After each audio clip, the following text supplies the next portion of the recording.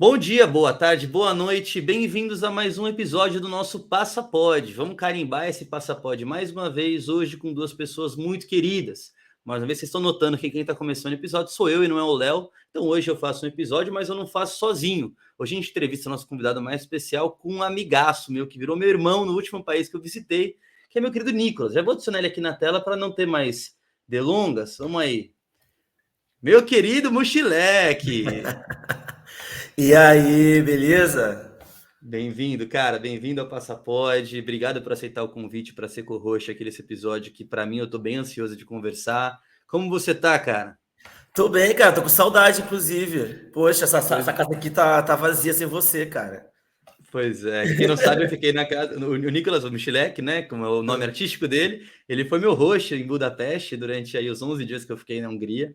Então, cara, além de já era um amigo virtual, vamos dizer assim, a gente já tinha conversado bastante pelo Instagram, ficamos bastante amigo aí nesse período que eu fiquei lá. Foi meu último país, então já fiz questão de chamar ele para o próximo Passapod, esse próximo episódio que a gente teve agora com o Rafa. E você foi atrás do seu visto de turismo, ou desculpa, visto de trabalho hoje, certo? Sim, cara, hoje eu fui lá no Immigration Office, botar minha digital lá, foi tudo bem rápido.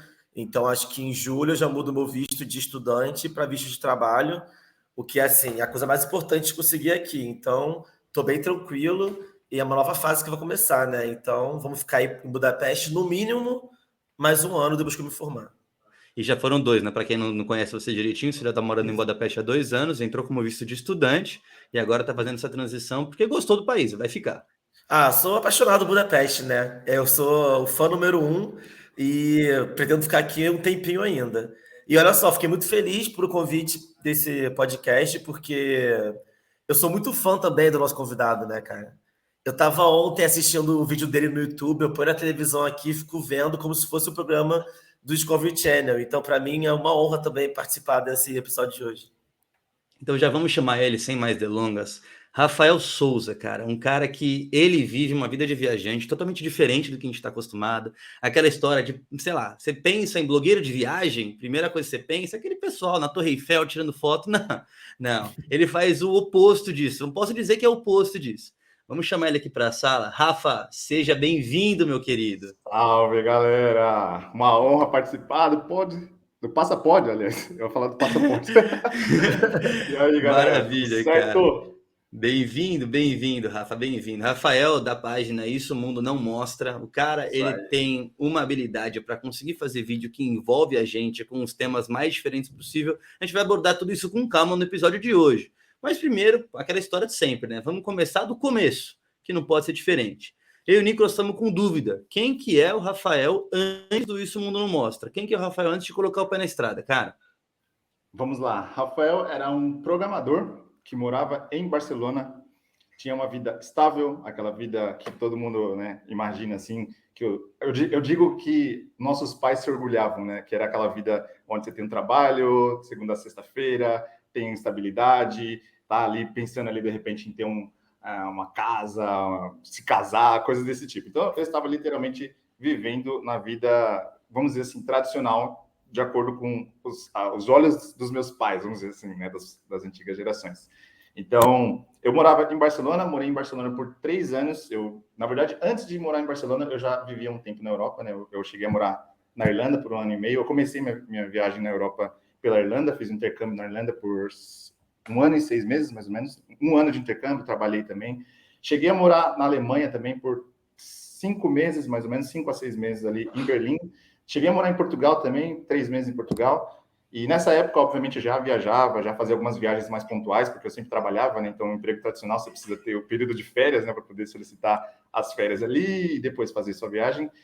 Depois eu voltei para o Brasil em 2017, fiquei mais 1 ano e meio, 2 anos no Brasil, e aí foi onde eu comecei a morar em Barcelona. Morando 3 anos em Barcelona, eu senti que a minha vida estava muito confortável. Eu sou uma pessoa que eu gosto de desafios, então o Rafael, antes da viagem, já era um cara que gostava muito de desafios.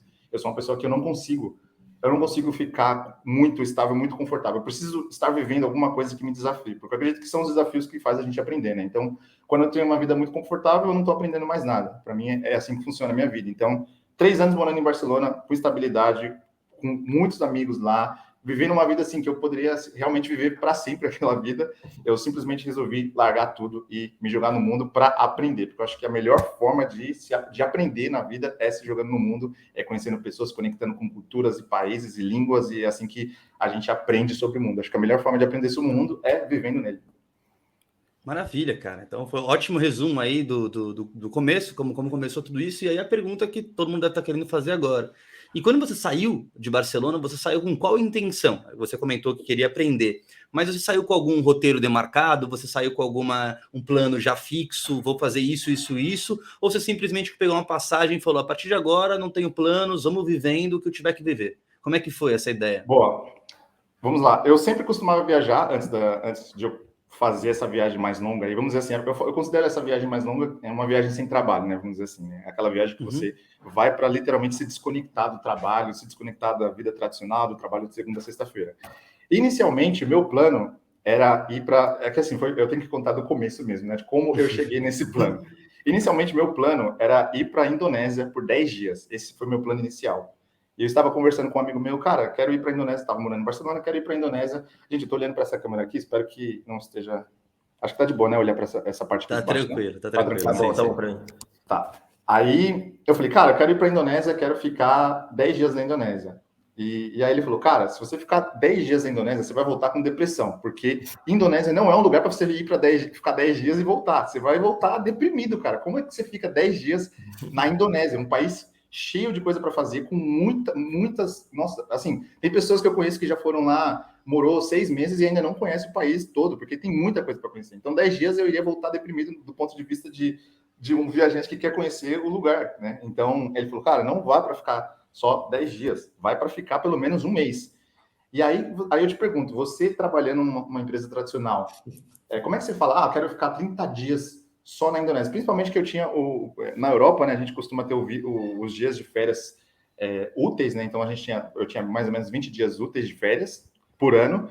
Então, na verdade, 21, 22, na verdade, esse é o valor exato.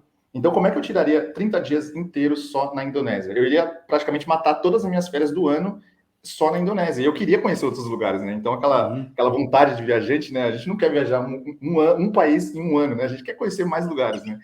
E aí eu falei, cara, a única forma de eu conhecer a Ásia é realmente tirando um tempo off do trabalho. Não tinha outra forma, porque quando você pensa, beleza, vamos supor que eu vá para a Indonésia, tira 30 dias para ir só para a Indonésia. Voltei para o trabalho, eu falo, beleza, eu quero conhecer Tailândia. Pô, Tailândia é um país magnífico, não tem como não conhecer Tailândia, né? Você conheceu o Sudeste Asiático e não conhecer Tailândia, você tem que conhecer Tailândia também. Aí eu fiquei pensando, beleza, eu vou conhecer Indonésia esse ano, e o ano que vem eu conheço Tailândia. Quanto tempo para conhecer Tailândia? A mesma coisa, pelo menos uns 30 dias para conhecer Tailândia. Falei, beleza, aí o outro ano eu tiro mais um mês de férias e vou para Filipinas. Ou seja, no final das contas, são praticamente 3 anos trabalhando no emprego tradicional para visitar 3 países conhecendo bem. Então era uma coisa que era totalmente inviável. Eu iria demorar praticamente 3 anos trabalhando para ter férias, para conhecer 3 países conhecendo bem, eu digo, né? Não só ir no aeroporto, ficar 2 dias e ir embora, conhecendo bem, sabe? Então, chegou o ponto que eu falei, cara, eu preciso tirar um tempo off do trabalho. Então, eu vou tirar 3 meses do trabalho. Esse era o plano inicial. Vou tirar 3 meses no Sudeste Asiático, fico ali um mês na Tailândia, um mês na Indonésia e um mês ali no Vietnã, alguma coisa assim, e volto para o trabalho. Eu iria pedir um tempo de férias, né, um pouco mais prolongada. 3 meses era uma coisa que a empresa iria aceitar, então esse era o meu plano inicial. Só que meus planos começaram a crescer, porque uma vez que você pensa, beleza, eu quero ficar 3 meses aqui, um mês aqui, um mês aqui, um mês aqui, eu falo, caramba, eu também precisava conhecer a África. Pô, a África é um continente... Eu sou suspeita de falar, porque eu amo a África. Então, eu falei, eu quero conhecer a África também. Só que a mesma coisa, não dá para você ir para um país na África, ficar uma semana e voltar. Porque são países que você precisa conhecer a estrutura do país, conhecer tudo ali. Não dá para você conhecer em uma semana. Você precisa ficar um pouco mais tempo para você realmente sentir a cultura na pele. Aí o meu plano foi estendendo, né? Eu falei, não, beleza, então eu vou ficar 3 meses na Ásia, mas também vou tirar uns 2 meses ali para a África. Inicialmente eu ia fazer só o Sul, né? África do Sul, talvez Namíbia ali, só os países mais no Sul, que era um pouco mais desenvolvido. Então, meu plano ficou mais ou menos assim, né? 3 meses na Ásia e uns 2 meses na África. Até aí você já tinha mudado, até aí você tinha mudado de 10 dias na Indonésia para 5 meses, sendo 3 no Sudeste Asiático e 2 na África. Exatamente. Até aí... Exatamente, porque é aquela história, cara. Quando você começa a planejar uma viagem, você não para. Você começa a escrever um país, aí você fala, e esse país vizinho aqui? Se eu tirar um tempo aqui a mais, eu quero ir nesse país vizinho. E aí você quer conhecer tudo, e aí não dá às vezes, né? Então, falei, cara, eu tenho que ir com calma, 5 meses é o tempo limite aí da empresa, que eu acho que ainda é possível conseguir voltar para o mesmo emprego. Isso foi em 2019. Eu ia fazer essa viagem em 2020. E aí veio a pandemia. E aí barrou completamente meu plano.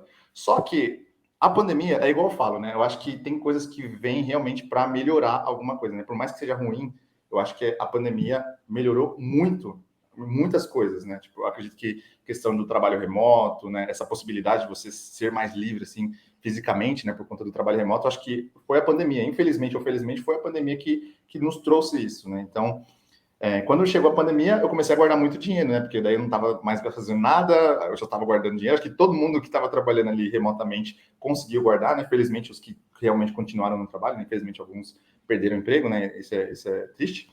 Mas eu consegui guardar um dinheiro. Então, meu plano começou a se estender. Eu falei, pô, se eu tenho mais dinheiro, eu consigo estender mais o meu plano. Só que aí já começou a ficar... Chegou a 8 meses de plano, sabe? Eu queria fazer já um pedaço maior da África, um pedaço maior da Ásia, já ficou 8 meses, 10 meses de plano. E aí eu falei, cara, como é que eu fico 10 meses e depois peço para voltar para a empresa? Já começa a ficar complicado, né? Então, nesse momento, o meu plano era viajar em 2021, ficar 10 meses viajando, ficar 5 meses na África, 5 meses na Ásia e voltar e pedir outro emprego, tentar procurar outro emprego. Então, minha vida ia recomeçar depois de 10 meses viajando. Isso, o plano para 2021. Quando chegou 2021, de novo, ainda estava restrição, né? Lembra que o país abria, fechava as fronteiras, viajante preso em países ainda, estava um pouco confuso ainda no começo de 2021. E aí meu plano começou a se estender mais. Aí eu falei, cara, quer saber? Agora eu vou viajar por um ano, vou viajar por um ano e pouco, vou pedir as contas do trabalho, não vou pensar em trabalho e vou ver o que eu faço depois. Então meu plano era assim, beleza, vou viajar por um ano e pouco, se passar, né, melhor ainda. E eu não tinha planos, sabe? Eu não tinha nenhum plano de produção de conteúdo. Minha ideia mesmo era só viajar e seguir a vida. Falar, cara, se tiver que voltar para o trabalho, eu volto. Se tiver que voltar para Barcelona, eu volto. Se não, eu vejo onde eu vou morar. E aí, quando estava faltando mais ou menos uns 3 meses, eu acho que estava faltando uns 3 meses para eu começar a viagem estava planejada para fevereiro de 2022. Quando foi mais ou menos em novembro, eu comecei a pensar, falei, cara, depois de um ano viajando, eu que gosto muito de viajar, depois de um ano viajando, eu não vou conseguir mais, provavelmente, né, eu me conhecendo, eu não vou conseguir mais voltar ao trabalho tradicional, de segunda a sexta-feira, das 9 às 6, eu não vou conseguir mais. Depois de um ano viajando, cara, muda muito a cabeça. E eu vejo muitos, eu já conheci vários viajantes que começaram assim, viajando por um período e não voltam mais para o trabalho tradicional. É difícil voltar. Principalmente quando você tem essa paixão em viajar. Então, cara, eu sabia que eu não ia conseguir. Então, eu pensei, beleza, eu preciso arrumar uma forma de viver viajando. E hoje em dia a gente já tem várias referências de viajantes que já estão na estrada. Então, eu fui buscando diversas inspirações de viagem, buscando viajantes que já estão na estrada há 4 anos, 5 anos, 7 anos, 1 ano. Comecei a seguir algumas pessoas também. E aí, isso foi me trazendo várias inspirações, né? Que eu acredito que as redes sociais têm esse poder de nos inspirar mesmo, né? Trazer outros perfis, não para se comparar, mas para se inspirar. Eu acho que claro. Eu acho que o poder das redes sociais não é você se comparar com os outros, é você se inspirar neles. E aí eu tive a ideia de trazer um conteúdo de viagem, né? Só que quando a gente fala em conteúdo de viagem, hoje em dia a gente já tem muitos produtores de conteúdos que já falam geralmente dos mesmos temas, né? Que seriam, por exemplo, dicas de viagem, roteiros de viagem, destinos, que mais?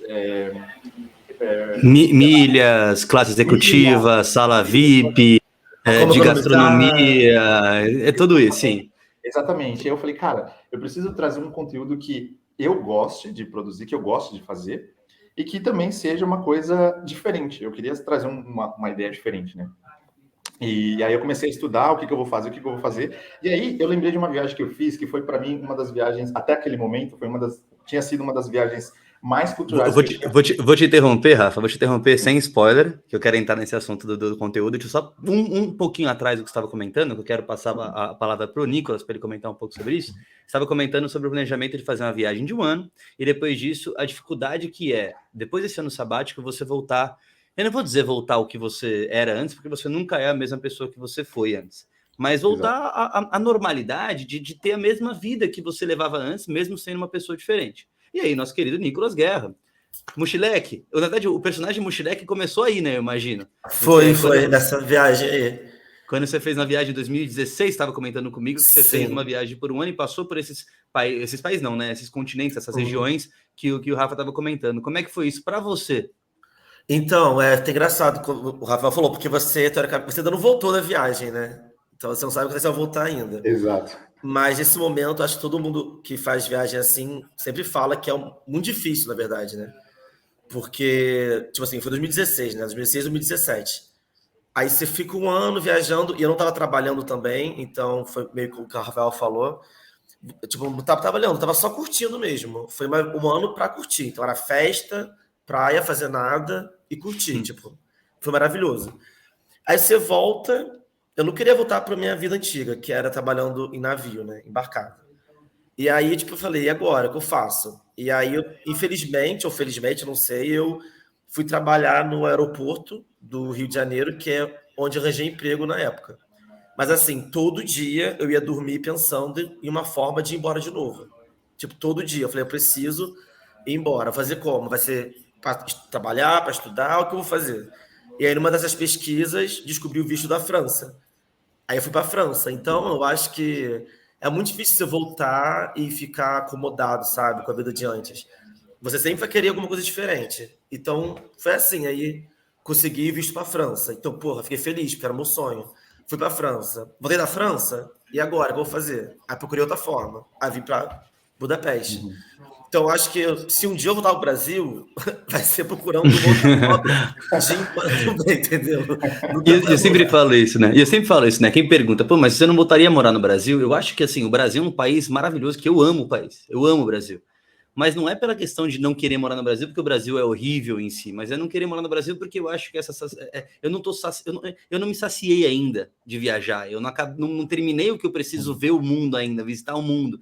Então acho que como isso trouxe todo mundo que eu conheço viaja fala a mesma coisa, né? Ah, cara, o Brasil é um país que é legal. Eu tenho meus amigos, a minha família, eu tenho um carinho pelo Brasil. Algumas pessoas até não gostariam de morar lá por uma questão de segurança, às vezes uma questão um pouco mais cultural, mas todo mundo tem um carinho pelo Brasil, pelo menos as pessoas mais próximas de mim. Mas mesmo assim, a vontade de viajar, a vontade de ver o mundo, acaba sendo um empecilho para essa vida fixa no Brasil. Como o Michele estava comentando agora, a gente está lá no Brasil pensando sempre com a cabeça viajando.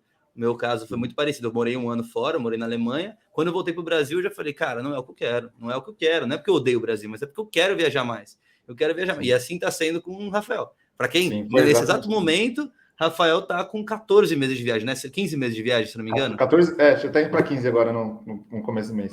Tá indo para 15 meses de viagem. Então, a gente estava comentando que a ideia dele, primeiro, de fazer 10 dias na Indonésia, que se tornou 2, que se tornou 3, que se tornou 4, 5 meses, se tornou 8 meses. Agora ele está viajando como forma de sobrevivência, como trabalho dele. E aí eu vou devolver a palavra para ele continuar agora que ele estava comentando, que acho que é o auge ali. Desculpa, fala. Eu tenho uma pergunta. É só porque nesse momento, Rafael, que você está organizando a sua viagem, você está trabalhando, você está no Brasil, trabalhando online para Barcelona ainda? Quando eu estava no Brasil? Esse momento que você está programando a viagem. Não, eu estava em Barcelona já. Já Você estava em Barcelona. a Quando eu pandemia voltei se passou lá. eu voltei para o Brasil em 2017.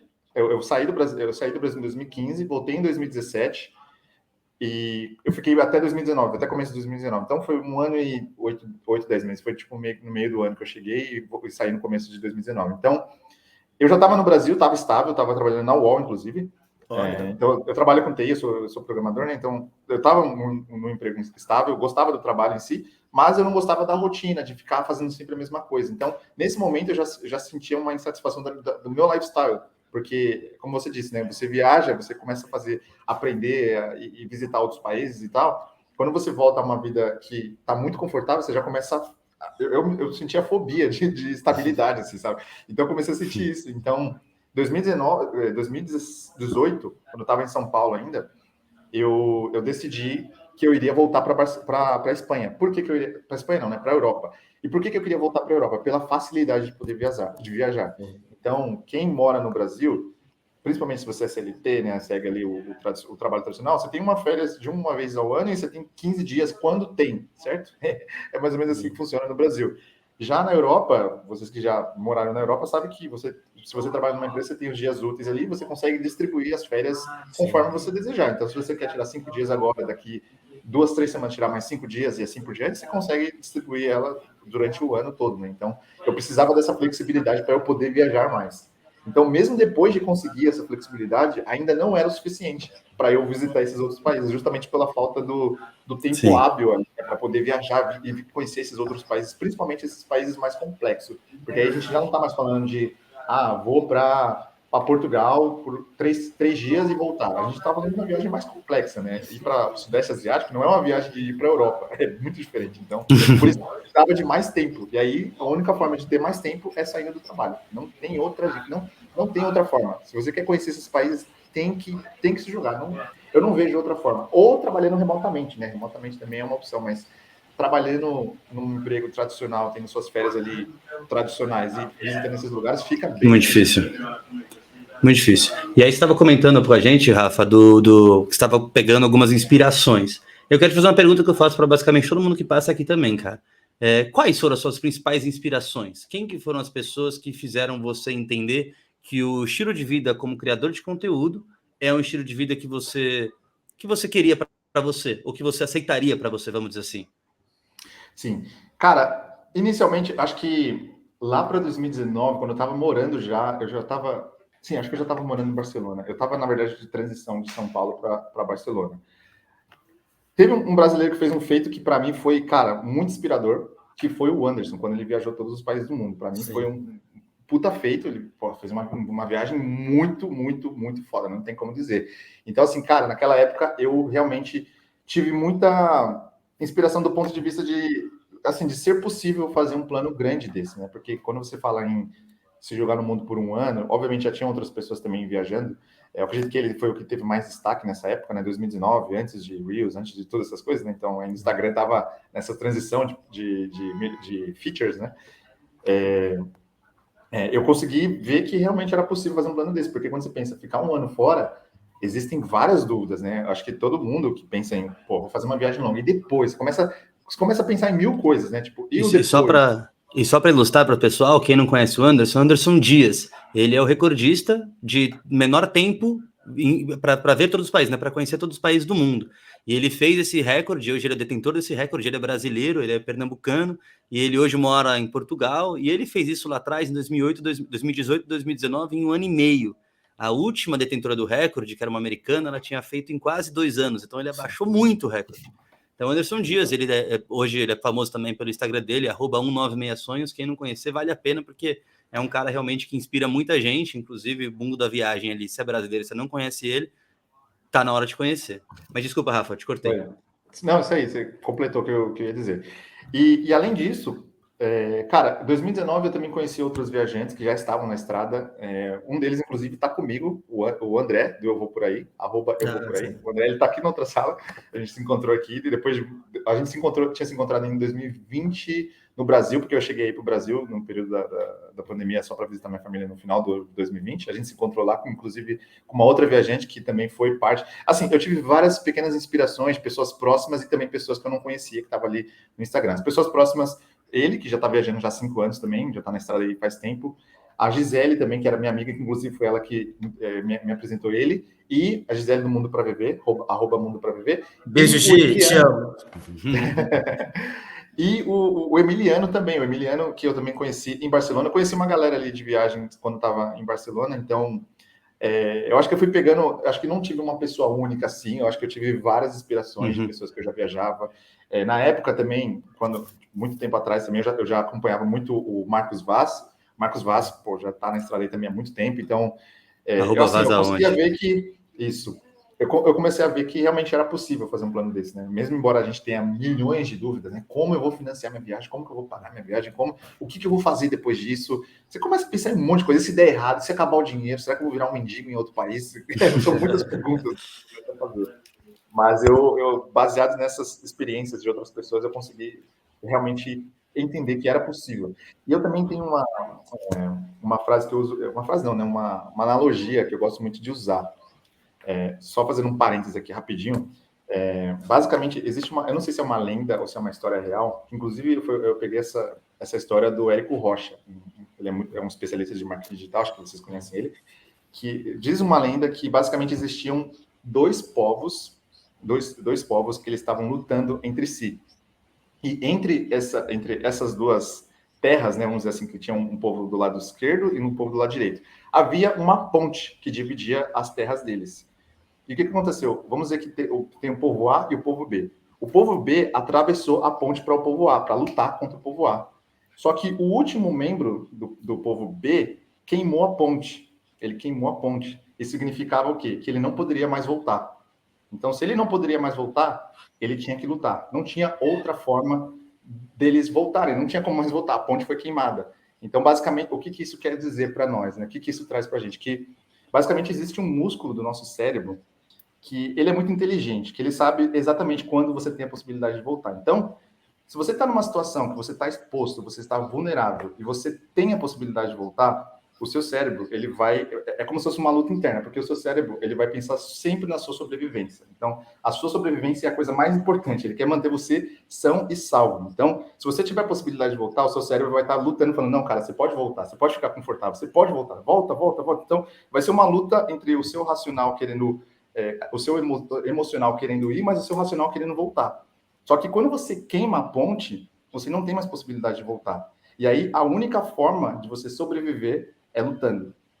E é aí que entra essa história de queimar a ponte. Então, quando eu comecei essa viagem, eu fui mais ou menos nessa ideia. Falei, cara, eu vou queimar a ponte, porque dessa forma eu não quero mais voltar, eu não quero ter possibilidade de voltar, justamente para o meu cérebro entender que a única forma de sobreviver é indo para cima, é tentando, é lutando, é trabalhando, fazendo alguma forma, estudando formas de ganhar dinheiro, de continuar na estrada. Então, eu uso essa história muito assim para me inspirar na minha viagem. Então, basicamente, eu ainda tento, né, sempre entender que a ponte está queimada, que a única forma que eu tenho para sobreviver é trabalhando, é fazendo, produzindo conteúdo, trabalhando e sempre pensando que, cara, se eu não lutar, eu não vou sobreviver. Então, a única forma de sobreviver é lutando. Essa história eu gosto bastante, é uma coisa que realmente me inspira a pensar que, cara, o cérebro ele é muito poderoso. Se você usar o cérebro a seu favor, você vai conseguir muita coisa assim. É uma frase, eu procurei até aqui na internet, Érico Rocha, ele diz assim, queimar pontes é você fazer alguma coisa que não te deixa a possibilidade de recuar, é a irreversibilidade. Logo, você vai assumir as consequências de vencer ou morrer. Então, é exatamente isso, é aquela teoria da reversibilidade. Enquanto você tem um caminho de volta, você tem uma coisa te puxando. Você não vai se dar ao máximo, você não vai tentar buscar o máximo do seu potencial para que você siga em frente. Então, eu vou até fazer um paralelo com a minha história. Eu estava ouvindo o Rafa falar aqui, eu não conhecia essa analogia do Érico Rocha, apesar de conhecer bastante ele, mas é isso.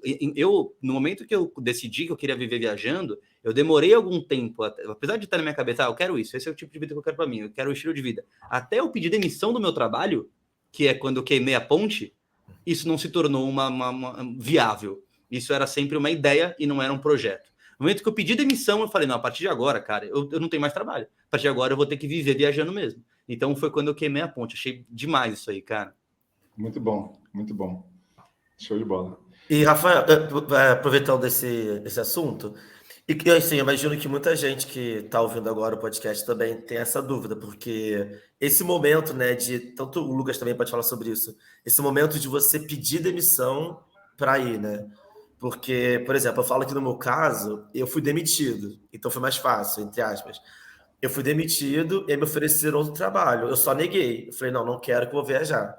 Mas você vir e tomar a iniciativa de você mesmo pedir demissão, eu acho que requer aí muita atitude, né? E eu queria saber como é que foi para você esse momento, assim, tipo, como é que foi esse momento de pedir demissão? Porque eu acho que quando você pede demissão é quando você fala, é agora, ou vai ou racha. Totalmente, cara. Não, e detalhe, eu pedi demissão numa empresa que eu sempre quis trabalhar. Olha que, cara, foi muito difícil mesmo. A empresa que eu trabalhava era a N26, eu acredito que vocês devem conhecer, porque é um banco digital alemão. Inclusive, eu uso muito o cartão da N26 na minha. Eu também. Eu tenho cartão. Então, eu trabalhava na N26, é um banco alemão, mas eu trabalhava no escritório da Espanha. Então, quando eu estava no Brasil em 2017, eu cheguei a tentar passar no processo seletivo deles. Fui recusado em 2017 para 2018.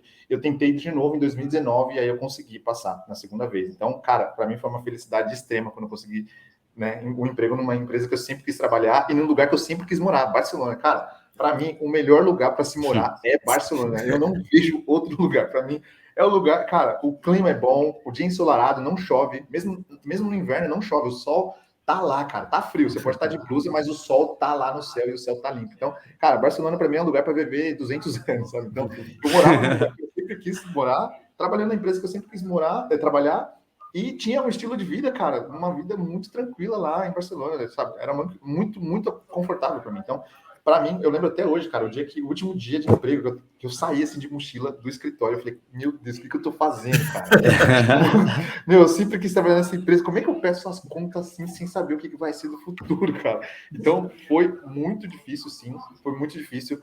Mas, assim, eu também, antes dessa viagem, eu me preparei muito psicologicamente, né? Eu li vários livros de desenvolvimento pessoal, eu gosto muito de desenvolvimento pessoal, então eu li vários livros que poderiam, sim, me ajudar nessas tomadas de decisões, porque é uma tomada de decisão, é uma virada de chave de vida, né? Então, quando você opta por essa vida livre, é uma virada de chave que você tem responsabilidade nisso, né? Então, muita responsabilidade. Então, eu realmente preparei o meu psicológico antes de pedir as contas, sabe? Então, quando eu pedi as contas, foi difícil, mas a decisão já estava tomada. E é aquela famosa frase do Charlie Brown, né? Cada escolha é uma renúncia, né? Então, quando você pede as contas para ver, quando você quer viver uma vida assim, você tem que renunciar de alguma coisa. Impossível você ter duas vidas, impossível. Você tem que escolher, cara, que estilo de vida você quer. Eu poderia estar muito bem lá, confortável, junto com meus amigos e viver uma vida legal lá em Barcelona, mas eu virei a chave, cara. Falei, não, eu quero transformar minha vida, eu quero fazer uma coisa diferente que eu nunca fiz. Então, essa tomada de decisão realmente traz algumas renúncias, né? Então, eu estava com essa decisão muito tomada, muito bem feita ali, sabe? Então, quando você está decidido, eu acho que é muito mais fácil você tomar a atitude, né? Você ter atitude, porque já está decidido no seu subconsciente. E a inspiração, né? A inspiração para quem está ouvindo, muita gente que pergunta para mim exatamente o que o Nicolas perguntou. Eu fico pensando, né? Pô, o maior número de respostas que eu recebo é o cara que fala assim: não, cara, eu lutei muito para chegar onde eu cheguei agora. Eu não vou abrir mão disso. Na verdade, a maior parte, na verdade, fala assim: não, ainda preciso juntar muito dinheiro para conseguir fazer isso.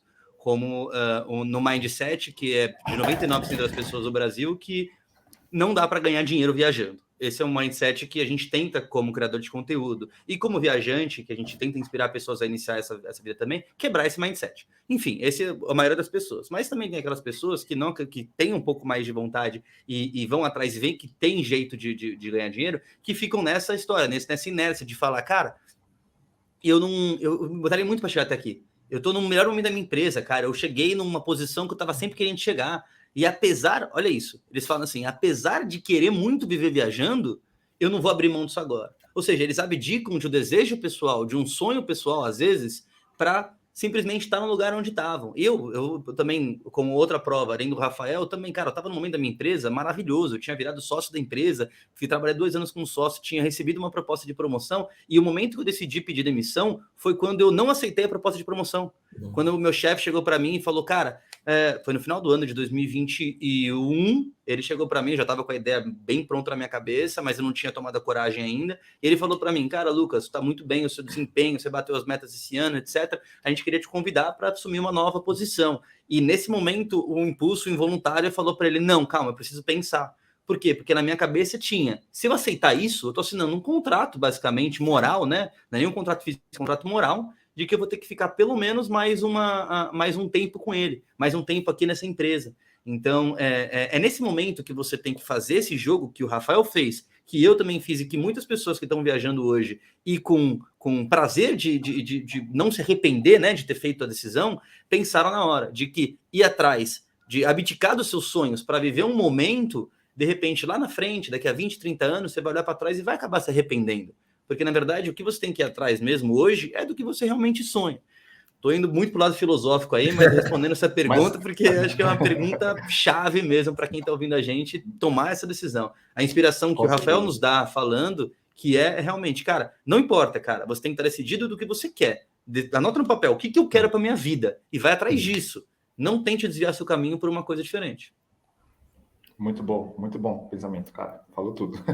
Vamos voltar então para a parte de criação de conteúdo, sair um pouco do conteúdo filosófico. Desculpa, não, cara, não gosta disso. Mas foi bom. Mas foi bom falar disso aí, cara. Eu gosto muito de falar dessas partes de inspirações, né? Eu gosto muito de filosofia, aliás. Então, isso. Falar disso. É bacana. Cara, como que eu cheguei na produção de conteúdo, né? Porque beleza, quando a gente fala, beleza, eu quero monetizar a minha viagem, quero manter uma forma, quero trabalhar, né, com produção de conteúdo.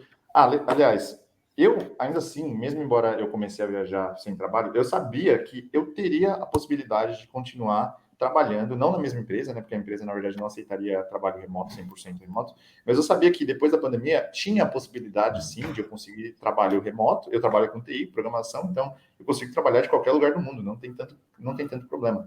Mas eu queria realmente ter essa liberdade, sabe? Essa sensação de liberdade. Você falar, cara, eu tô só viajando, mano, eu tô só curtindo, cara, eu quero trabalhar com uma coisa que eu nunca tinha trabalhado antes. Eu queria trabalhar com alguma coisa que eu nunca tinha trabalhado antes. Então, eu comecei a trabalhar com TI, cara, com 18 anos. 18 anos eu já era programador. Eu não tinha nem faculdade. Eu já era, 16, 17 anos, já manjava, manjava não, né? Eu era trainee ali de programação. Então, cara, eu trabalhei com TI, com programação com mais de 10 anos, né? Eu já tinha uma certa serenidade, né? Então, eu queria fazer uma coisa diferente mesmo, sabe? Cara, agora que eu tô viajando, agora é a hora de testar alguma coisa. Deixa eu testar, pelo menos. Tipo, beleza, eu posso falar, cara, prefiro TI, mas pelo menos eu tentei fazer alguma coisa diferente. O problema é quando você nem tenta, né? Quando você fala, cara, para mim tá estável aqui, não quero nem tentar outra coisa. Então, eu queria testar alguma coisa. E aí, entrou nessa linha de produção de conteúdo. Falei, cara, eu gosto eu gostaria de produzir algum conteúdo de viagem, mas já tem muita gente falando sobre destinos, né? Aí foi o que eu tinha falado anteriormente. E aí eu lembrei de uma viagem que eu fiz, cara, em 2018, quando eu estava trabalhando ainda numa empresa em Barcelona também. Eu não era a N26 aí, não era a N26, era outra empresa. Antes, na verdade, da N26, porque eu consegui emprego em 2019, mas antes disso eu tinha trabalhado lá em Barcelona também por essa outra empresa, que foi um período curto, de 4 meses, acho 3 meses, onde eu tive a oportunidade de visitar um cliente da empresa lá na Arábia Saudita. Então eu fui para Riad, fiquei 2 semanas em Riad, na capital da Arábia Saudita. E, cara, para mim foi uma experiência, assim, eu já tinha viajado já para América do Sul, eu tinha viajado, assim, Equador, Peru, Chile, alguns países ali, Argentina, Uruguai. Aí eu viajei um pouco para América Central, na verdade, eu só tinha viajado para Cuba, né? Já tinha viajado para os Estados Unidos, já tinha viajado para os Estados Unidos também, já tinha viajado para a Califórnia e Europa. Então, meu perfil de viajante ainda estava naquele nível mais comercial, sabe? Assim, tirando Cuba, que Cuba já não é tão comercial, mas os demais países eram mais comerciais, eles eram os países mais tranquilos de visitar. E aí, quando eu visitei a Arábia Saudita, para mim foi um choque cultural, porque a Arábia Saudita é muito diferente de todos os países que eu visitei. Só pela cultura dos trajes, da roupa, cara, eu me sentia assim, caraca, eu tô na Arábia Saudita. Então, ali, cara, eu comecei a perceber o quanto a cultura dos países, a diferença cultural me encantava. E eu conheci os árabes, eles são muito simpáticos, eles são muito abertos. Então, obviamente, eu fui a trabalho, eu fiquei 2 semanas trabalhando de segunda a sexta num banco lá, visitando lá um banco. E no fim de semana eu fiz alguns passeios ali, né, por Riad, e eu conheci um árabe que, por conta dele, eu acabei conhecendo o ciclo de amigos dele, e ele me deu uma roupa tradicional, né? Eu esqueci o nome da roupa. Como é o nome da roupa? Vocês lembram? Eu sei que é o tobe, é a parte que você coloca aquele pano na cabeça, que eu acho que é tobe, se não me engano. E eu esqueci o nome daquele roupão, né? Daquele roupão branco. E aí eu comecei a andar na rua com aquele roupão, como se eu fosse um árabe.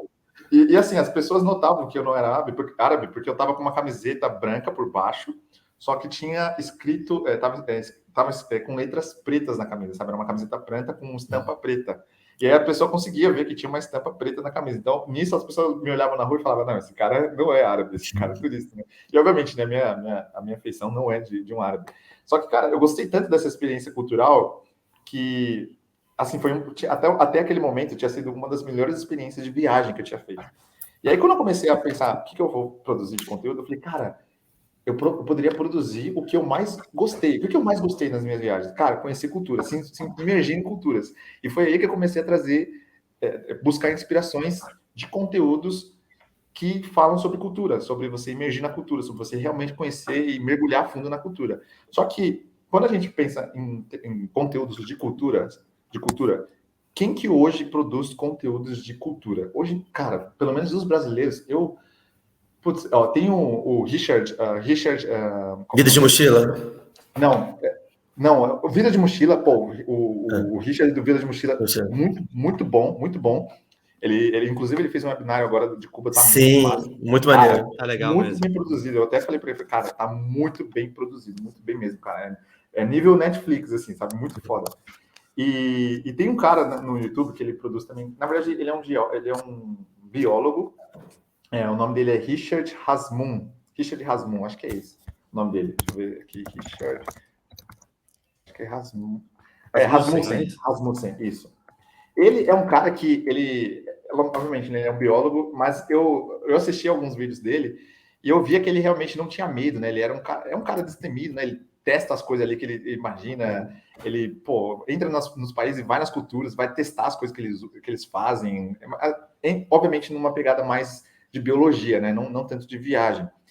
E aí eu comecei a buscar inspirações de fora, né? De pessoas de fora. E aí, quando a gente abre para o mundo, aí a gente acha alguns canais de cultura, né? Então, tem um canal que, para mim, hoje é uma das inspirações. Eu tenho, assim, pelo menos uns 3 canais que me inspira demais. O primeiro deles é o Yes Theory, que é um dos canais, nossa, muito bom. É canal de curiosidade, de culturas, e os caras fazem produção de conteúdo, muito assim, nível muito bom mesmo. Tem um outro canal também que se chama Best Food Ever Review Show, Best Food Ever Review, que é do Sony, é um americano que também, ele vai para os países, o canal dele é sobre comida, e ele prova as comidas, cara, das mais insanas possíveis. Cara, se vocês acham que o meu canal eu provei algumas coisas, cara, assiste o canal 3 vídeos dele aí, você vai ver o que é provar coisas insanas mesmo. Então ele vai para outros países, cara, ele come o que tiver que comer, sem frescura, entra na cultura. Então esse canal também foi um canal de inspiração, e tem também o Fearless and Far, que também é o Mike, que ele é um canadense, que também produz conteúdo muito na mesma pegada que eu estou produzindo. Eu busco inspirações de várias pessoas e vou montando o meu perfil ali, né? Eu nunca copio, eu monto o meu perfil ali dentro dessas inspirações. E aí foi essa ideia de trazer um conteúdo de culturas. Só que no começo da viagem, beleza, aí eu pensei, beleza, vou produzir para o YouTube. Então meu foco era YouTube, sempre foi o YouTube. Obviamente eu produzo também para o Instagram, porque o Instagram é importante também manter conteúdos mais curtos, mas o meu conteúdo seria mais parrudo, né?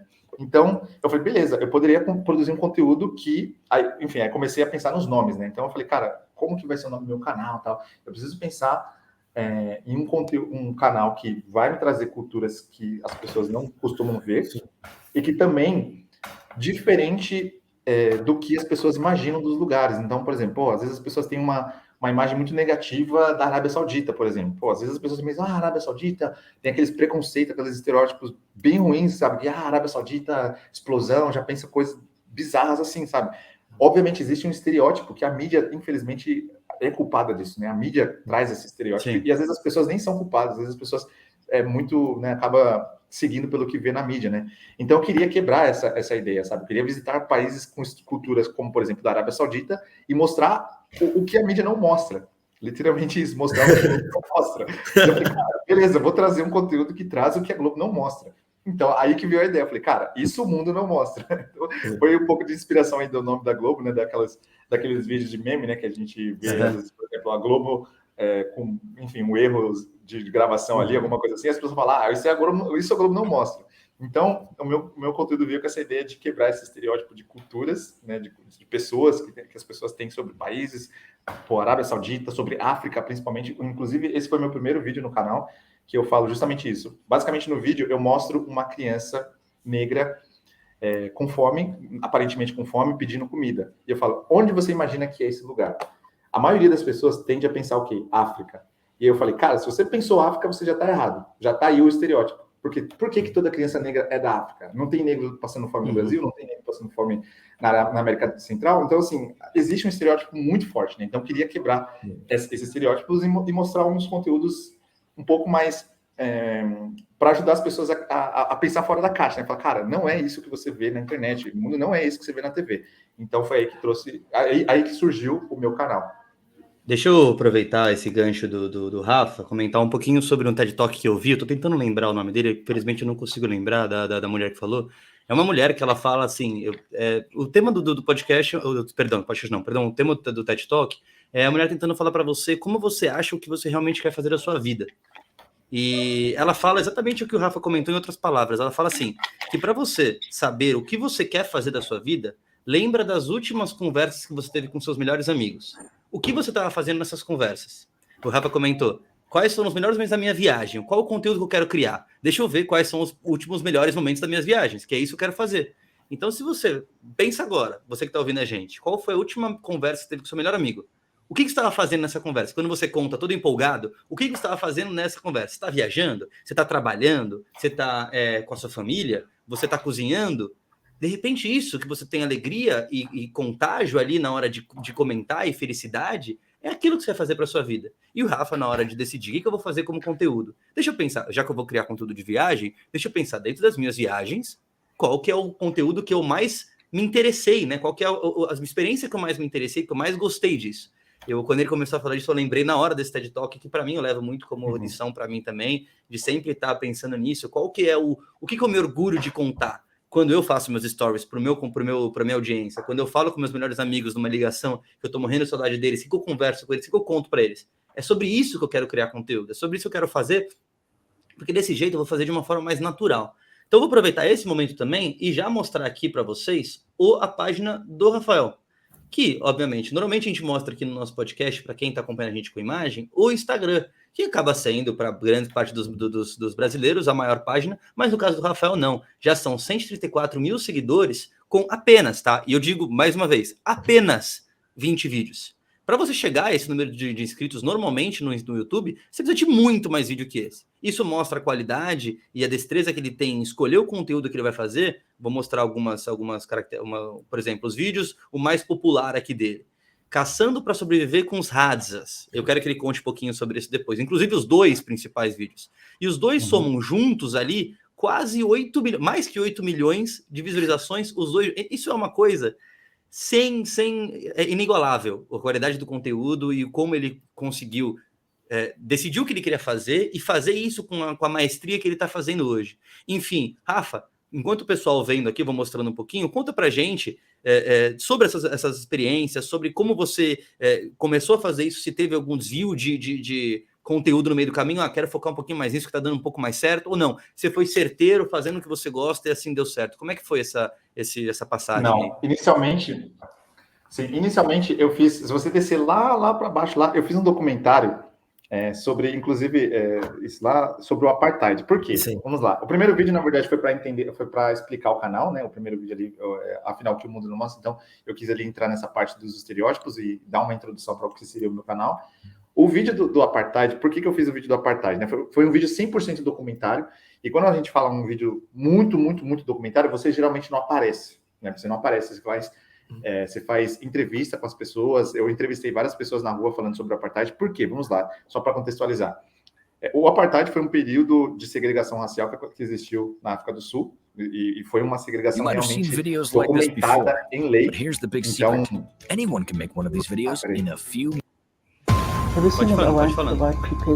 Pode falar. Não.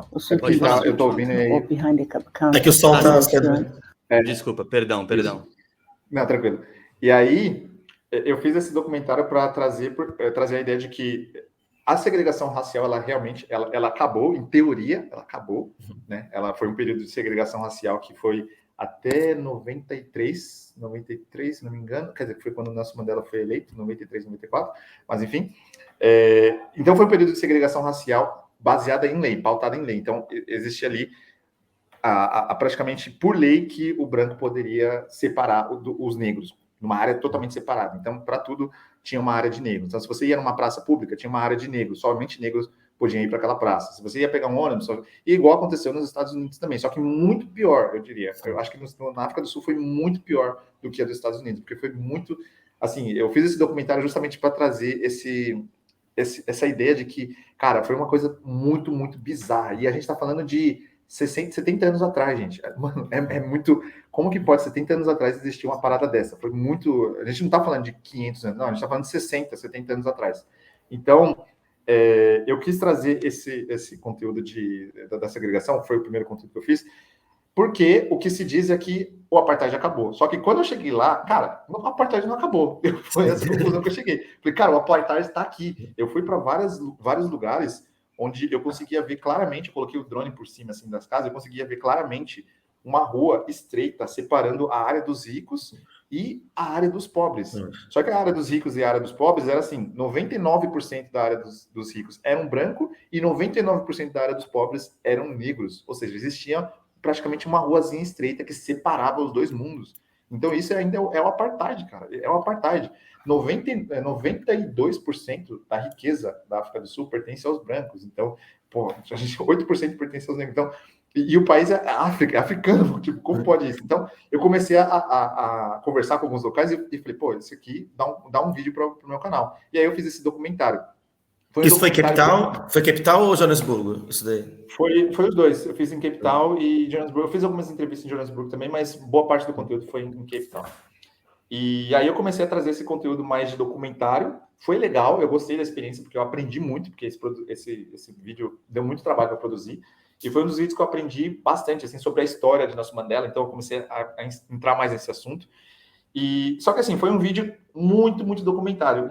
Alguns dos feedbacks que eu recebi, como eu estava no começo do conteúdo, do canal, falou, cara, você precisa aparecer mais. Eu esperava que você fosse aparecer mais no vídeo e tal. Eu quero você aparecendo. Pô, você é um cara que comunica bem ali, fala tal. Então, aparece mais nos vídeos, mesmo embora seja um conteúdo mais sério, tenta aparecer mais nos vídeos.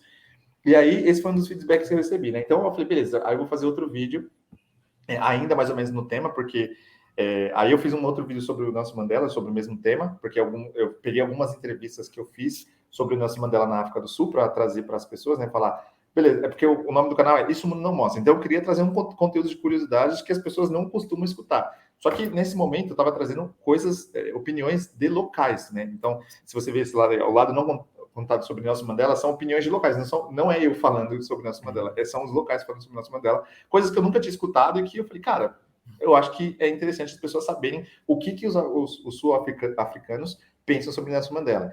Só que, quando você vê esses 3 vídeos aí, né, foi os 3 primeiros vídeos, são conteúdos muito sérios e que não envolvem necessariamente cultura. São conteúdos importantes, do ponto de vista, assim, da sociedade. É importante as pessoas saberem da existência desses tópicos, né, desse assunto, mas não são conteúdos que, por exemplo, teria chance de viralizar, não são conteúdos assim nesse nível, são conteúdos que é um conteúdo um pouco mais sério. Então, eu fico pensando no cenário de uma pessoa que consome conteúdo do YouTube. Ela trabalha 8 horas lá, chega em casa, ela quer assistir uma coisa mais leve, mais contraída, não quer falar. Putz, eu sei que é importante saber desses assuntos, são importantes, não é que não é importante, mas o perfil de pessoas que eu gostaria que assistisse o meu conteúdo não eram as pessoas que iriam assistir o meu conteúdo naquele momento, fazendo esse tipo de vídeo. Então, eu falei, cara, não, eu tenho que mudar um pouco. Vou te ajudar com uma informação, né? Assim, para a criação de conteúdo existem 2 grandes diretrizes, né? Que o Rafa está querendo comentar. A primeira delas é a diretriz de informação. Quando você cria conteúdo de informação com o intuito de informar as pessoas, de passar algum conhecimento, alguma coisa desse tipo. E a segunda diretriz, que é a gigantesca parte dos conteúdos criados do mundo, é a parte de entretenimento. O que o Rafa está querendo dizer é que esses primeiros 3 conteúdos que ele criou, tanto a parte do que não contam sobre o Nelson Mandela, o lado não contado sobre ele, e quanto as 2 partes de documentário do Apartheid, são conteúdos mais informativos. São conteúdos onde ele ia passar uma parte de uma informação. E, depois disso, ele acabou virando e falando assim, putz, eu acho que o conteúdo que eu quero criar, que eu me sinto mais confortável, que eu acredito que atinja uma boa parte da audiência, que também, pensando em monetização e rentabilização para minha viagem, é o que eu preciso também pensar de alguma forma, eu quero focar um pouco mais em entretenimento. E para isso ele recebeu alguns feedbacks de vamos tentar mostrar mais a minha imagem com isso, para causar mais identificação e etc, que eu acho que isso é importante. É isso, né, Rafa? Exato. Falou tudo, exatamente isso. E aí eu comecei a fazer outros conteúdos, né? Eu fiz um conteúdo lá em Eswatini. Aí nesse 4º vídeo você já vê que é muito mais interativo. Eu faço entrevista com as pessoas na rua, falando sobre o país, sobre as coisas que existem no país, né? Como, por exemplo, Eswatini é um país que ainda é o último reinado da África, o último país que ainda existe um rei em todo o continente africano. E só que existem algumas coisas, cara, que realmente me fez me questionar muito. Por exemplo, existe uma lei que diz que, por exemplo, bruxas não podem voar acima de 150 metros. Por exemplo, isso está em lei, sabe? Então, eu falei, cara, existe uma lei. Eu conversando com os locais, sim, existe uma lei. E aí eu comecei a conversar com os locais, falando sobre isso. Falei, cara, como assim? Me fala sobre essa lei. Então, esse vídeo foi um pouco mais interativo, conversando com os locais, falando também sobre um evento que acontece em agosto, onde mulheres dançam para o rei, para serem escolhidas pelo rei e tal. Então, esse vídeo foi um pouco mais interativo, já apareci mais, eu comecei a receber um feedback positivo sobre isso, e continuei essa linha, né? Nesse momento aí eu tinha 300, 200 inscritos, né? Então ainda não tinha nada de inscritos. E aí fiz um vídeo também sobre Moçambique. Hoje, assim, o vídeo de Moçambique, né, a favela de Moçambique, foi assim, muitos locais moçambicanos, quando eu falava que eu estava hospedado num bairro lá que era considerado perigoso, todos os locais falavam assim, cara, o que você está fazendo nesse bairro, em Mafalala? O que você está fazendo em Mafalala? Mafalala é super perigoso. E eu, cara, me sentia super seguro lá. Era uma quebradinha assim, mas eu me porque eu também vim de uma quebrada de São Paulo, e aí eu me sentia super seguro, 100% seguro. E todos os locais que eu conversava, que eu falava que eu estava lá, falava disso. Eu falei, cara, beleza, eu vou fazer um vídeo sobre isso. Falar, cara, é assim mesmo? Vamos mostrar aqui esse bar. Então, eu fiz esse vídeo, que, inclusive, esse vídeo me trouxe muitos inscritos moçambicanos, né? Que eu justamente quebrei ali essa ideia de que Mafalala é perigoso. Mas eu falei, cara, será que é mesmo perigoso? Vamos fazer um vídeo sobre Mafalala. E aí, esse vídeo me trouxe alguns inscritos de Moçambique, então foi bem legal. E nesse momento, e foi exatamente nesse momento que eu estava em Moçambique, que eu pensei em desistir dessa ideia de canal. Porque eu fiquei pensando, cara, é muito difícil produzir esse tipo de conteúdo. Por quê? Eu já estava viajando já fazia 2, 3 meses e eu só tinha 3 vídeos no canal. 3, 4 vídeos no canal. Então eu falei, caramba, como é que eu vou conseguir, como você... aliás, não lembro se foi o Nico... Não, foi você, Lucas, que falou. Sobre você chegar no número desse de inscritos, você precisa ter 300 vídeos no canal. Se você pegar qualquer canal que tem mais de 100 mil inscritos, pode ver quantos vídeos ele tem. Ele não tem poucos vídeos, ele tem 200, 300, 400 vídeos. Então eu fiquei pensando, como que eu vou fazer 400 vídeos fazendo um vídeo por mês? Eu vou demorar, tá ligado? Eu vou demorar anos, muitos anos. Eu preciso trabalhar alguma coisa que eu consiga produzir mais vídeos. Então, assim, inicialmente... eu pensei nessa ideia, né, de fazer conteúdos uma vez por mês ali, só que aí chegou uma hora que não estava dando certo. E aí eu pensei em desistir. Eu até anunciei isso no Instagram na época. Falei, galera, eu tô desistindo do canal, meio que desabafo também. Falei, galera, eu tô desistindo do canal, vou mudar o nome do canal, porque eu acho que eu não tô conseguindo produzir tantos vídeos com frequência. Eu não tenho previsão de quando eu vou fazer o próximo vídeo, porque nesse momento, depois que eu fiz esse vídeo de Mafalala, eu não tinha nem ideia. Eu falei, caramba, o que eu vou fazer agora de vídeo? É difícil, né? Quando você pensa em fazer documentários e coisas que o mundo não mostra, né? Conteúdos diferentes. Cara, é difícil. Então, primeiro você tem que achar o que o mundo não mostra, isso, né? Para depois mostrar. Exatamente. E aí eu cheguei a desistir, desabafei no Instagram, eu falei, galera, não vou fazer mais esse vídeo, vou fazer agora uns vídeos mais comerciais, vou fazer vídeo vlog, eu andando na praia, vai ser assim a partir de agora. E aí foi onde eu fiz o primeiro vídeo, aí foi o primeiro vídeo que eu fiz até hoje. Eu não tenho mais esse vídeo, tá? Eu deletei esse vídeo porque, tipo, realmente não tinha nada a ver com o que eu queria fazer. Porque foi assim, eu falei, beleza, gente, agora eu vou fazer vídeo vlog, vou fazer vídeos normais, né, na rua e falando sobre isso, sobre a minha experiência no lugar. E aí eu fiz um vídeo numa praia de Moçambique, mostrando uma praia. Então, assim, foi um vídeo que não tinha nada a agregar. Era eu só andando na rua, gente, olha só essa praia e tal. Essa praia aqui é uma praia que... Era uma praia bem bonita, de fato. E eu falei, ó, quando você pensa em praias na África, praias em Moçambique, você provavelmente não imaginaria uma praia assim. Mas, assim, era um vídeo que não tinha tanta informação a agregar, sabe? Não, cara, eu quero fazer coisas que realmente agreguem. Eu não quero fazer uma coisa que não agregue em nada. Eu quero que você assista o vídeo até o fim e tenha alguma informação, cara. Se você está assistindo o vídeo e não recebeu nenhuma informação, eu não tô feliz. Eu não tô feliz com aquele vídeo. E aí foi isso que aconteceu. Eu falei, caramba, mano, esse vídeo aqui não tem nada de informação, nada. É só eu na praia, um vídeo de 5 minutos, eu acho, alguma coisa assim. E não tinha nada de conteúdo no vídeo. Eu falei, cara, não é o que eu quero. E aí foi quando eu vi o vídeo dos Hadza. Eu não lembro de qual canal eu vi o primeiro vídeo dos Hadza. Foi um canal, obviamente, americano, do povo Hadza, que é o primeiro, aliás, é o último povo nativo de todo o continente africano autorizado a viver da caça. É o último e único. Não tem nenhum outro que pode caçar, que é permitido caçar. Então eu falei, caramba, meu, como assim? Existe um povo nativo? Eu fiquei pensando, né? Existe um povo nativo que ainda vive da caça? Como assim? A gente está no século XXI, cara. Como é que existe ainda isso? E aí foi quando eu cheguei na Tanzânia. Então até esse momento eu não tinha nenhum outro vídeo. Eu cheguei na Tanzânia só depois de 6 meses, 5 meses viajando, 5, 6 meses viajando. Eu só tinha 4 vídeos, 6 meses viajando. Gente, olha só, 4 vídeos, 6 meses viajando. Não tava dando certo. Então, assim, foi realmente difícil, assim, no começo, né? E foi onde eu produzi esse vídeo, e aí eu peguei, nossa, eu falei, não, esse vídeo dos Hadza, eu quero fazer um filme, cara. Eu quero fazer um filme desse vídeo, porque esse conteúdo merece um filme. Porque é um povo nativo que ainda vive caçando. Tipo, cara, é uma coisa que a gente não escuta mais, né? A gente não escuta. E aí eu falei, irmão, beleza, vou fazer um conteúdo desse. E aí eu lembro que quando eu falava para algumas pessoas que eu ia fazer esse conteúdo com um povo Hadza, que é um povo que caçava, qual que era a reação das pessoas? Quando você ouvia no passado, antes desse vídeo, se você até para as pessoas que não assistiram esse vídeo ainda, por exemplo, se vocês ouvirem a palavra caçar, qual que é a primeira coisa que você vê na sua cabeça? Provavelmente é uma coisa negativa. Né? Então você fala, caçar, como assim? Ah, meu, eles caçam. Não, eles caçam, não. Sabe? Então eu recebia algumas críticas, sem ainda nem ter feito conteúdo. Eu só comentava, não, eu tô indo para Tanzânia e eu vou fazer um conteúdo de caça, né? Um povo que caça. Aí o pessoal falava, mano, caça, não, isso... Aí né, o pessoal falava, cuidado para não ser cancelado e tal. Teve até esse rumor, né, de ser cancelado.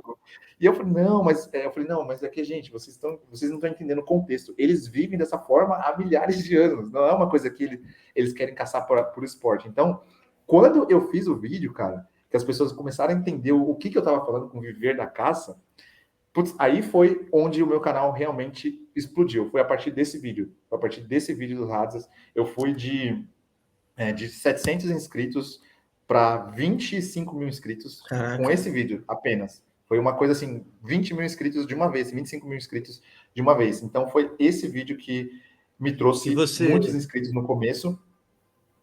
Pode falar. E você, Rafa, você estudou alguma questão de SEO, de tentar impulsionar seu vídeo de alguma forma orgânica? Ou foi realmente, você postou o vídeo e aconteceu? Ou você se preparou para que ele fosse o vídeo viral? Não, sinceramente, quando eu subi esse vídeo, quando eu produzi esse vídeo, eu tive que assistir muitos vídeos para aprender sobre gravação, porque era uma oportunidade única minha ali, né? Então eu falei, cara, eu quero aprender sobre filmagem. Então você vê essas filmagens de perto, eu queria realmente trazer uma experiência mais próxima deles. Então eu assisti vários vídeos para chegar nesse nível de produção. Mesmo embora eu ainda não era profissional, gravei tudo com celular, sem microfone, sem nada, tudo com celular.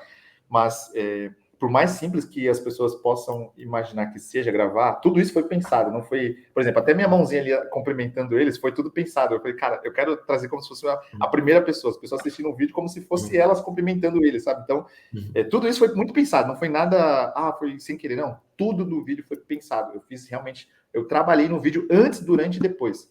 Então, eu não cheguei a impulsionar, não impulsionei nada. Eu cheguei a impulsionar um vídeo só, que foi... não lembro qual foi o vídeo, mas acho que foi um dos primeiros vídeos, acho que foi um dos vídeos do Apartheid, não lembro qual foi.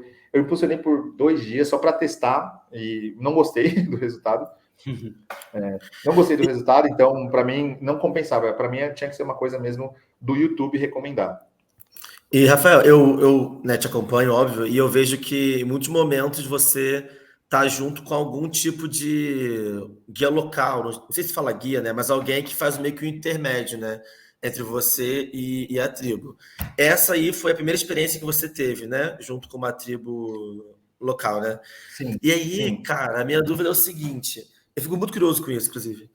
Como é que funciona isso? Tipo assim, beleza, você chega na cidade e fala, poxa, beleza, eu tenho que encontrar essa tribo. E aí, quem você procura? Como é que você chega até eles? Eles te recebem bem? Ou, tipo, vê um cara com uma câmera fodona e fala, que esse cara aí me gravando? Tipo, como é que é? Essa é uma pergunta que todo mundo faz, né? Eu sei que muitas pessoas que não conhecem, que nunca visitou o continente africano ou que não tem tanta experiência viajando, as pessoas às vezes imaginam o quê? Que a África você vai encontrar tribos nas esquinas, né? Muitas pessoas ainda têm esse mindset, né? Esse pensamento, né? De que, não, tribos na África tá espalhado ali, você vai na África, você vai encontrar tribos. Não é assim. Né? A África, a gente conhece aí do continente, sabe que existem países ali, cidades desenvolvidas, e esses povos nativos eles são encontrados bem afastados de tudo. Então, só para contextualizar todos os ouvintes, né, que a África não é um continente onde você vai encontrar povos nativos na esquina. Você tem que realmente caminhar, tipo, 4, 5 horas caminhar, que eu digo assim, de carro, né? 4, 5 horas das cidades principais ali no meio do mato para encontrar povos nativos. E, obviamente, não é você que vai encontrar. Existe pessoas que já foram parte da tribo e que se modernizaram, já vivem em cidades, e eles ganham dinheiro como? Trazendo turistas, pessoas para conhecer povos nativos. Então, assim, o povo Hadza, ele é um povo nativo que, obviamente, não é um povo nativo que recebeu só eu como turista, eles já receberam outros turistas também, inclusive produtores de conteúdo. E a gente só se colocar aí no YouTube, por exemplo, Hadza, você vai ver outros vídeos, né? Então, é um povo nativo que já está acostumado a lidar com turistas. Existe o guia local, que geralmente o guia local é sempre uma pessoa que já foi da tribo e se modernizou, agora vive em cidade e faz esse trabalho de fazer a ponte ali, porque ele fala a língua local. Geralmente é assim que funciona. Então, a maioria dos guias a maioria deles, né, dos vídeos que eu já fiz, quase todos eles são da própria tribo, são da própria etnia, que mora agora na cidade e faz esse trabalho. E aí, como fazer para encontrar esses caras? Aí que tá o ponto X. Essa é a parte mais difícil. Porque esse tipo de experiência não é um turismo comercial. Então, se você entrar em qualquer site de turismo na Tanzânia, falar, eu quero fazer uma caça com os aves. Não, gente, não é um turismo comercial. Então, foi muito, muito, muito difícil conseguir esse contato. Eu lembro que, inicialmente, eu comecei a tentar assistir alguns vídeos nos outros canais para tentar pegar alguns contatos ali no final ali do vídeo, sabe? Porque ele sempre deixa ali contato de alguém que fez a ponte. E eu tentava pegar esses contatos, às vezes não conseguia encontrar, ou às vezes encontrava os contatos e os guias querendo me cobrar $3.000, por exemplo, para ir visitar os ratos. Então, foi muito difícil. Basicamente, eu encontrei o guia quando eu fui para lá. Quando eu fui para lá, eu fui para Arusha. Arusha é uma cidade bem turística na Tanzânia, que fica mais ou menos 5 ou 6 horas de onde o povo Hadza vive. Então, eu imaginei, eu falei, cara, se eu for para Arusha, eu acho que vai ficar mais fácil eu encontrar guias. Porque em Arusha, a gente está falando é a última cidade antes de você entrar, não a última cidade, mas é a cidade mais fácil de ter guias que poderia me levar para a Vila dos Ratos. Então, foi ali que eu consegui tentar falar com um, falando com o outro, recomendação de um indicava o outro, falava, fala com esse aqui, que esse aqui pode conseguir. Aí fala com esse outro, até eu consegui. Você sabia onde eles ficavam geograficamente ali da Tanzânia, mas para chegar lá você tinha que ter alguém que fizesse intermédio. Tinha que ter alguém. Exatamente. Eu sabia mais ou menos, porque eles vivem perto do Lake Eyasi, então eu sabia que eles viviam ali mais ou menos 5 horas de Arusha, então eu só precisava achar um guia, alguém que poderia me levar lá. Então, foi conversar com um, para conversar com outro, indicação de outro, até achar um que fizesse esse tour, vamos dizer assim, só que dentro do meu budget também, né? Porque você até pode encontrar empresas que fazem isso, mas geralmente são empresas que fazem conteúdos para Discovery Channel, Animal Channel, que quer gravar lá com os aves. Então, você vai ter que gastar $3.000. Um youtuber com 5 vídeos no canal, como é que a gente tem $3.000 para pagar numa experiência? Jamais, não tinha como. Então, tinha que ser alguém dentro do meu budget também, que é entre esse outro ponto, né? Porque você pode até achar empresas na internet, mas são empresas muito profissionais, para produzir conteúdos grandes, para documentários muito pesados, né? Então, por isso que eu precisava achar alguém dentro do meu bolso, né, que coubesse. Então, foi a partir desse vídeo que eu realmente comecei a encontrar o que eu queria fazer, o que eu mais gostei de fazer. Porque, ter participado dessa caça foi uma das melhores experiências, sem sombra de dúvida, uma das melhores experiências na África, sem sombra de dúvida. Tipo, a melhor, eu diria, a melhor. Para mim foi uma viagem no tempo. Quanto tempo? Isso foi quanto tempo que você tinha saído de Barcelona? Já tinha uns 6 meses. Eu tinha 600 inscritos no canal, 4, 5 vídeos e 6 meses de viagem. Então, as coisas não estavam encaixando. Eu já tinha ali o dinheiro que eu tinha guardado, né, para poder viajar ali por um tempo. Obviamente, uma hora o dinheiro ia acabar, o dinheiro não é para sempre, né? Se a gente não trabalha, não produz, cara, não tem como sustentar a viagem. Então, eu estava procurando ali, né? Cara, eu preciso encontrar uma forma. Por isso que às vezes eu falo, né, que você tem que dar o primeiro passo, cara. Não adianta às vezes você planeja tudo certinho e na prática acontece tudo diferente do que você planejou. Então, eu acho que essa foi uma das lições que eu aprendi com esse canal, porque eu tinha planejado uma coisa e olha só que engraçado, né? Eu tinha planejado fazer esse tipo de canal, esse canal, né? Mais ou menos naquela linha ali de estereótipo e tal, mostrar um conteúdo diferente do que a mídia mostra, que a Globo mostra, blá, blá, blá. E só depois de 6, 7 meses de canal que eu realmente consegui encontrar o propósito do canal. Olha que bizarro, cara. Às vezes a gente fica pensando, mas qual que é o propósito? Eu tô fazendo isso com qual propósito? Cara, não se preocupe tanto com o propósito, cara. Você vai encontrar o propósito quando você já estiver executando. Tipo assim, essa é uma lista. Cara, hoje eu vejo isso com tanta clareza. Eu não consigo explicar tamanha clareza que eu vejo isso. É muito bizarro, porque eu não tinha ainda um propósito. Eu sabia mais ou menos, sabe, quando você tem algumas ideias do que você quer fazer, mas você não consegue fazer como eu posso dizer, a versão curta, uma frase curta ali que define o que você quer fazer. Eu não tinha ainda isso. Então, foi depois do vídeo dos rádios, depois eu fiz outros vídeos que eu comecei a falar, cara, é isso. Putz, sabe quando vem aquela aquele estalo, fala, putz, entendi, agora é isso que eu quero, esse é o propósito, quebrar estereótipos, porque as pessoas pensavam que caça, meu Deus, é horrível, meu Deus, como assim, eles vivem caçando. Agora, assiste o meu vídeo dos ads até o final, e aí você me pergunta se você vai ter o mesmo pensamento do que é um povo viver sobre caça. Cara, não tem como, tipo, eu tento trazer essa mensagem para as pessoas, então foi aí que eu encontrei o propósito. Cara, muito E essa bom questão do parte. propósito, é bacana essa questão do propósito também, que tem outro termo japonês que se chama Ikigai, né? Muita gente conhece ele, mas colocando ele em pauta para representar o que o Rafael está falando, Ikigai, ele é basicamente a junção, né, a parte coincidente entre o que o público gosta, com o que você gosta, com o que você é bom e com o que dá dinheiro. Ou seja, você tem que achar o que você gosta e o que o seu público gosta é a primeira parte, né? Você tem que fazer alguma coisa que te dá gosto. Depois tem que saber se é bom nisso, porque se você não for bom nisso, não adianta. E também se esse negócio é uma questão, é um negócio monetizável. Se achou a congruência entre esses, se achou a coincidência entre esses, você achou aquilo que, como o Rafael está comentando, o propósito, né? Aquilo que vai fazer o seu canal movimentar, o seu canal crescer. E tem muita gente que cria conteúdo por anos e ainda não achou isso. Ou seja, ele acaba struggling, né? Essa é uma palavra que existe em inglês, que é difícil saber a mesma palavra em português. Você acaba tentando... ainda é difícil você saber se você gosta muito daquilo, ou seja, fazendo alguma coisa que você não gosta tanto, ou que você não é tão bom, ou seja, você não consegue ganhar tanto dinheiro quanto você poderia, ou que não dá tanto dinheiro, que às vezes você faz o que você é bom, o que você gosta, mas é uma coisa que não dá dinheiro. Enfim, isso que o Rafael está falando é que quando ele achou essa junção. Achou o público que gosta, achou que ele gosta, achou que dá dinheiro e achou que ele é bom. Aí pronto, aí dá dando certo. E aí a pergunta que eu faço para você disse que você gosta e é uma questão que você achou o seu propósito, que é uma palavra muito forte hoje em dia. Qual que foi a sua reação quando você viu que o vídeo viralizou? Como é que foi esse momento? Foi depois de quanto tempo que você postou? O que você pensou na hora? Você falou, agora, achei, bateu, clique, como é que foi isso?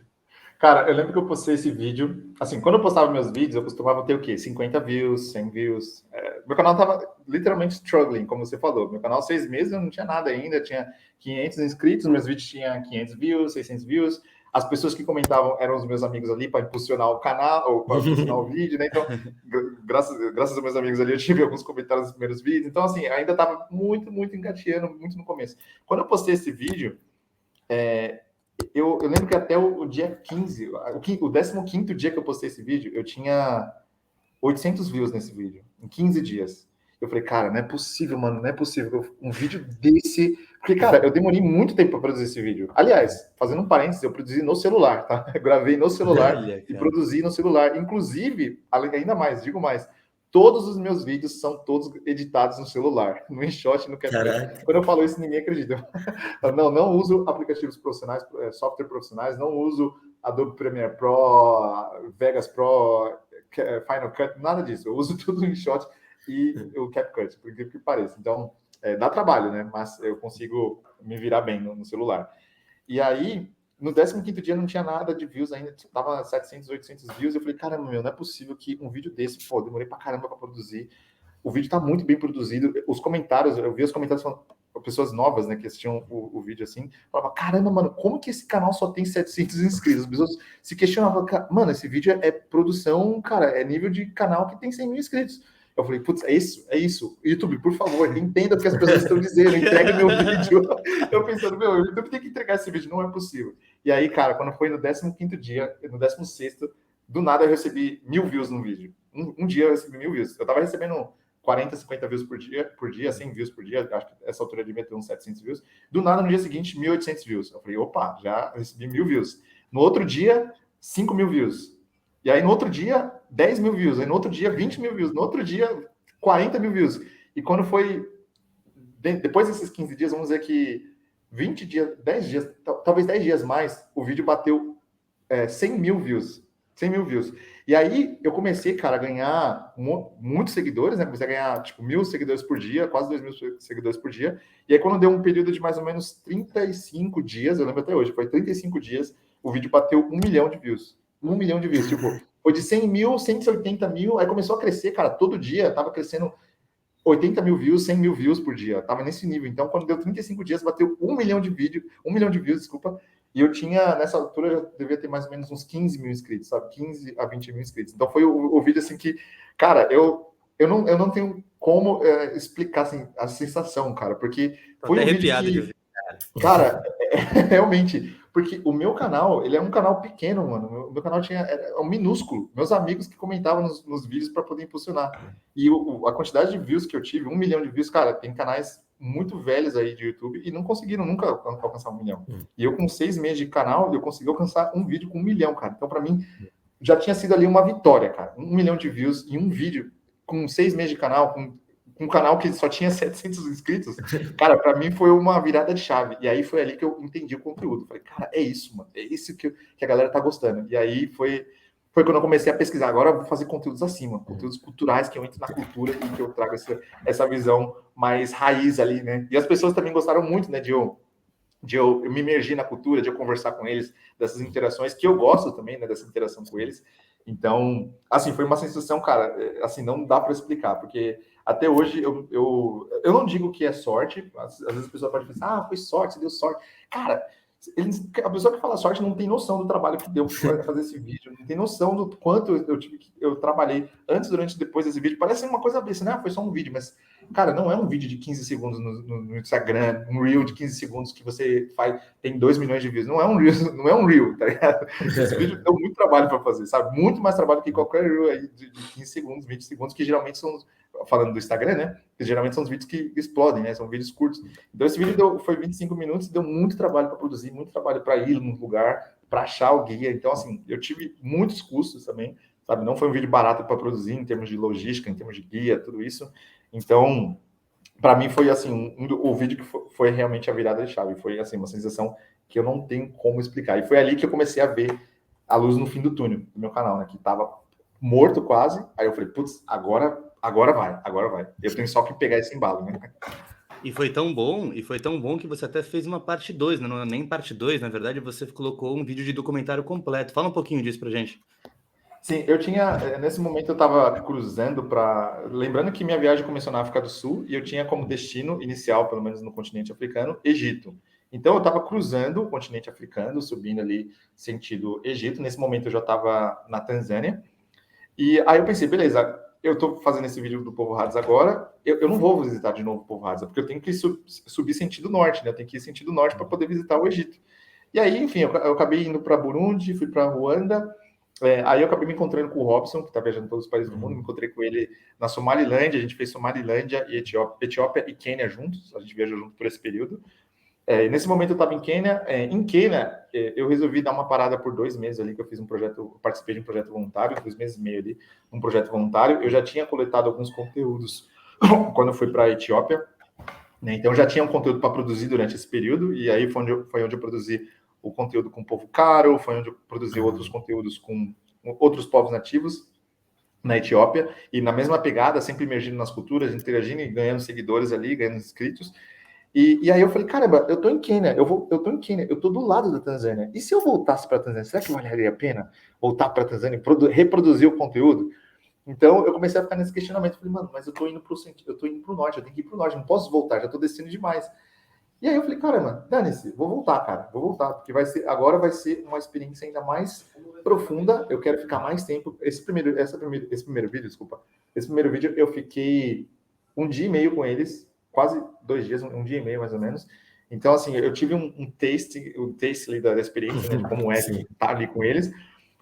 E na segunda vez eu quis ficar 4 dias, 4 noites no caso, né? 4 noites dormindo no meio do mato junto com eles e produzindo conteúdo e principalmente aprendendo mais sobre como é o dia a dia deles.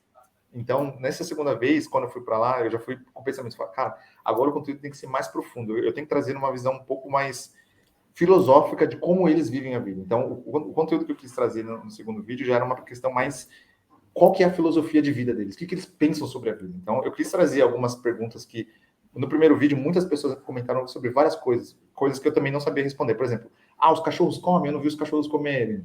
O que mais?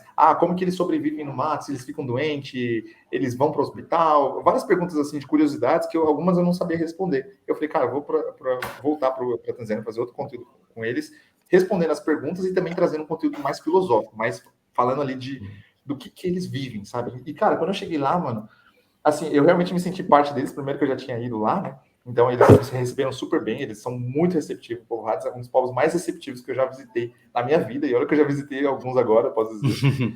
Então, são um dos mais receptivos, eles são muito amigáveis, mesmo embora a gente não se comunica pela língua, né? Mas ainda assim a gente consegue se entender. Então, nesse segundo vídeo eu já quis trazer até uma visão que uma das partes do vídeo que é mais elogiada de todo o vídeo é a parte que eu entro na filosofia da felicidade deles, né? Porque quando a gente vê um povo vivendo dessa forma, a gente tem a percepção do quê? De que eles são pobres. Tipo, nossa, coitado deles, eles são pobres, eles precisam caçar para sobreviver. Eles, né, não tem nada, eles não têm nada. Praticamente eles têm só uma barraca feita de galho de árvore e nada mais. Tem uma roupinha velha que eles não tomam banho e vivem só da caça ali, conseguindo tudo na natureza.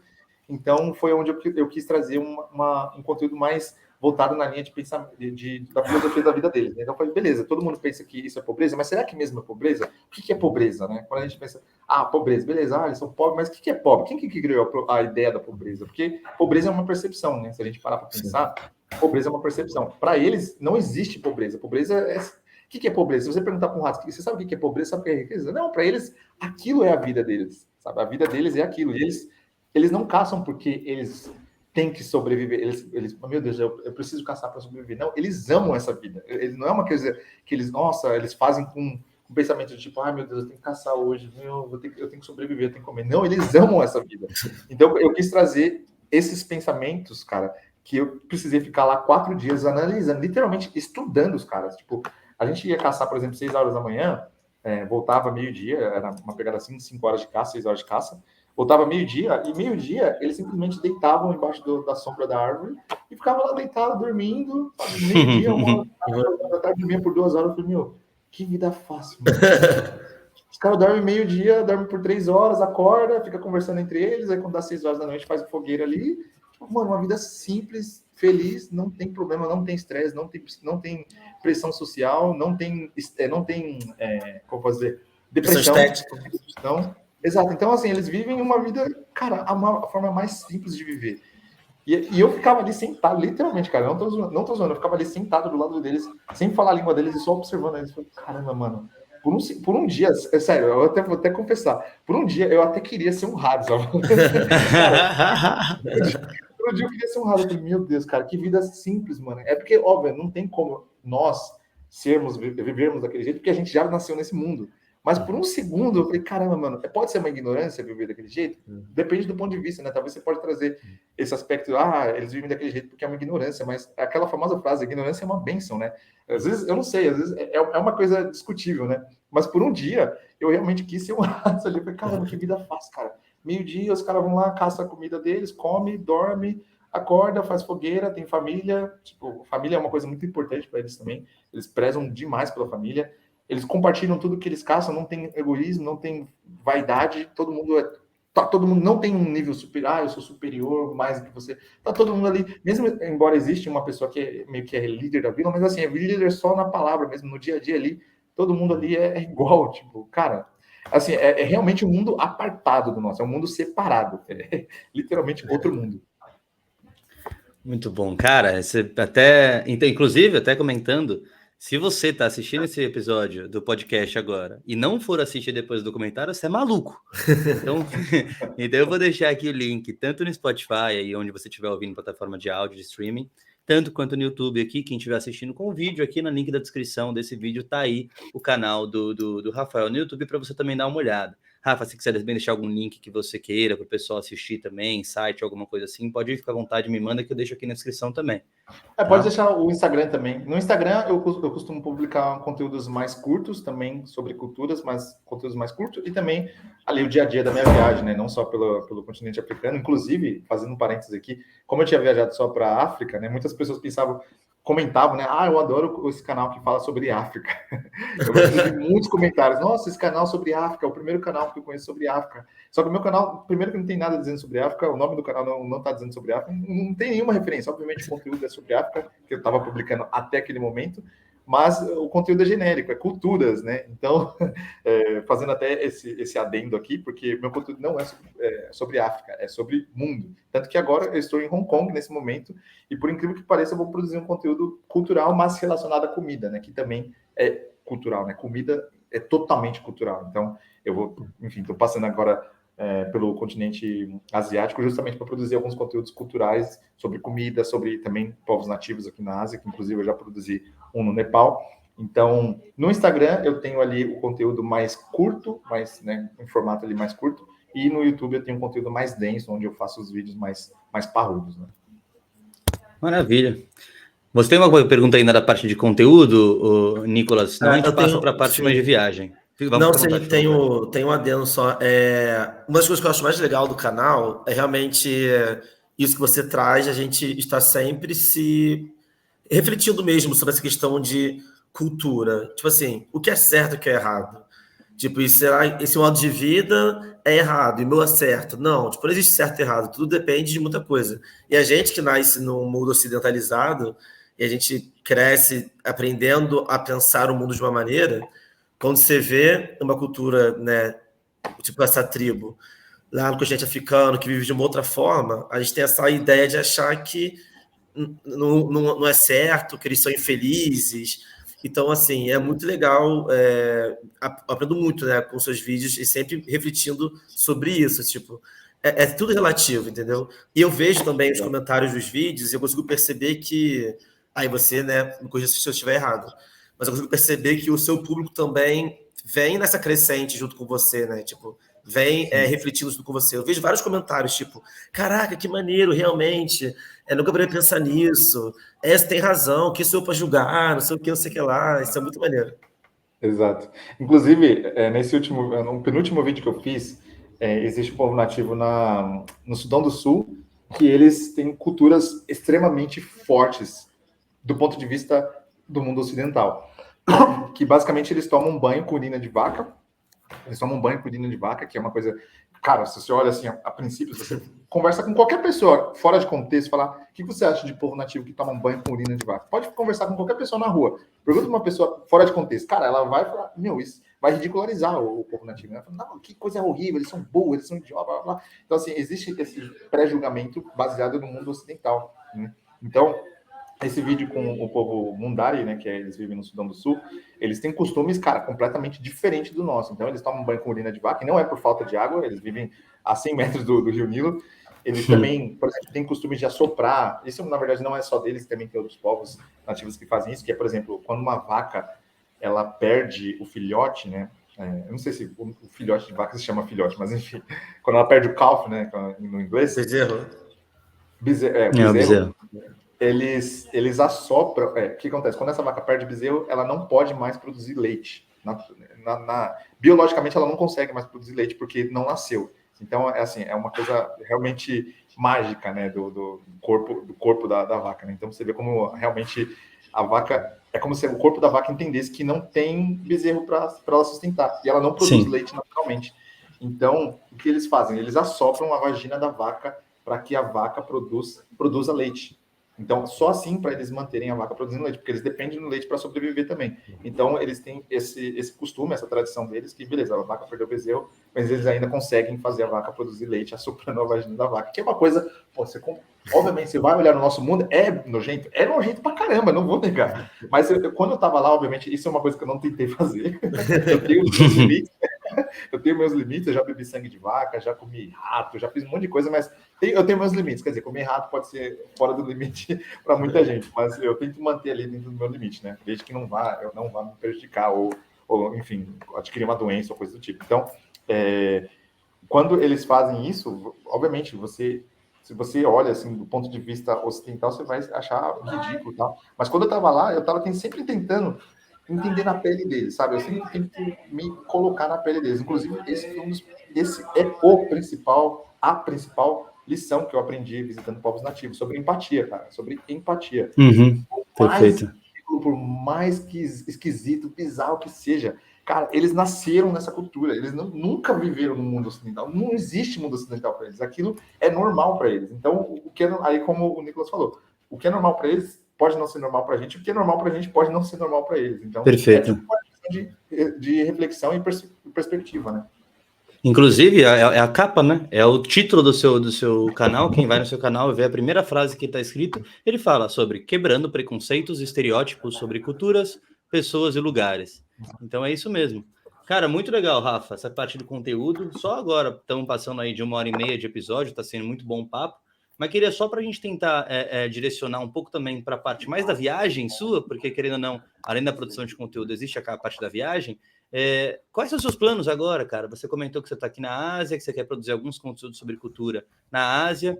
Antes do Rafael responder, até perguntar para o Nicolas também se existe essa questão aí para você. Você faria isso, alguma coisa parecida com isso? Uma viagem para a África focada nisso? Então,